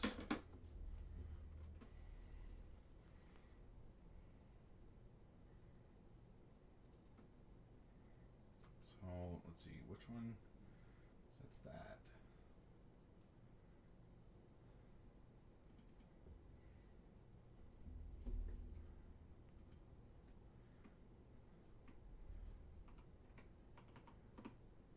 There we go. Wait. Yes. Yes, move it down. Okay. Alright, so I think that should correct things enough that I can do another one of these templates. And the cool part about doing the template that way is it costs less than $1 for that amount of filament. So I'm not out a whole lot.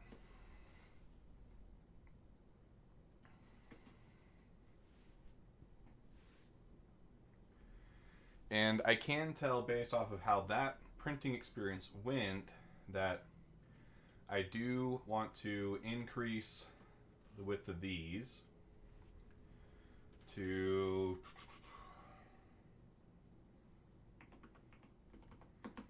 that.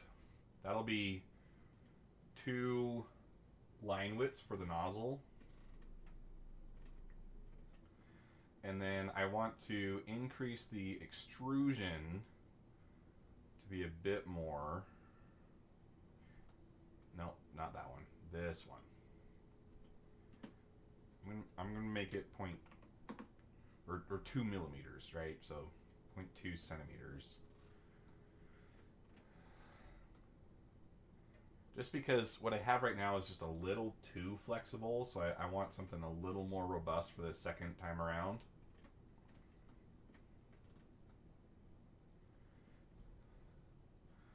But now I can export this again. And I'm going to be clever and open up Orca Slicer first. And open up the same project I was working on, because if I do it in this order, then I can actually just reload from disk.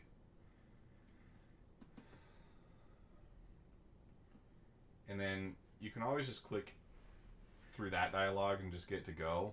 And then you can get to where you actually wanted to put it, and you can just change the name there.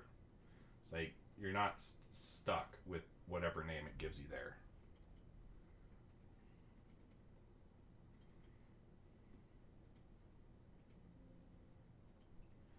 Go ahead and replace that. Then I can open up Orca Slicer, click reload, and boom. You see how everything shifted just a little bit? That's exactly what we want to see. So very simply, and it does increase the print time, but you guys don't have to worry about that because you're not going to be here. How does that look for our dividing line? It's still not really showing up, are they? Sure doesn't look like it. Oh wait, no, this is also upside down.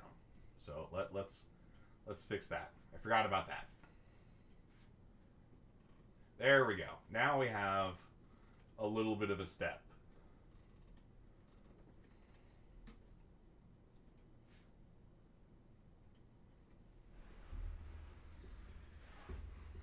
And then let's just chill for a minute, make sure that this actually gets started, and then I think we're going to call it good from then, okay?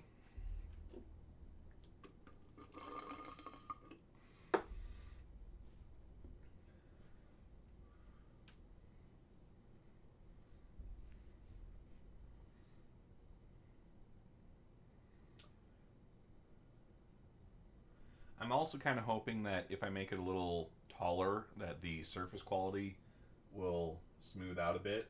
The surface quality that that one has is pretty rough, which probably indicates a problem with how high I have the nozzle. It's probably a little too low on the first few layers.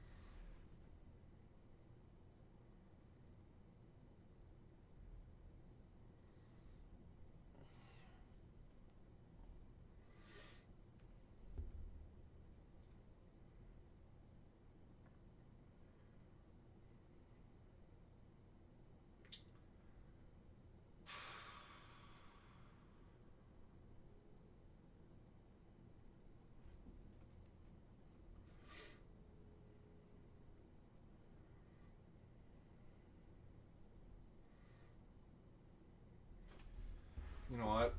While it's still doing its bed leveling, I want to see if the devs have said anything on the tracker about the current situation.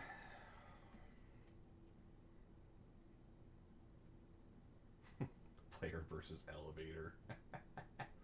Ho, ho, ho, ho, ho, ho, ho.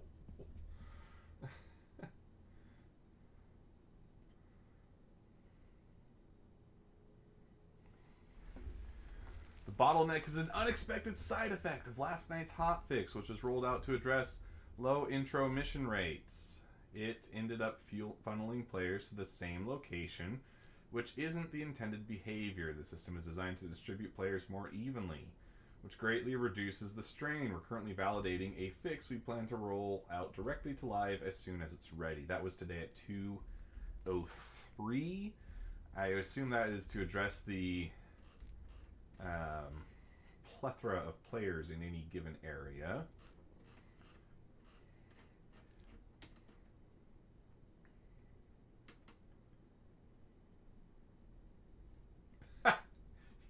Yeah.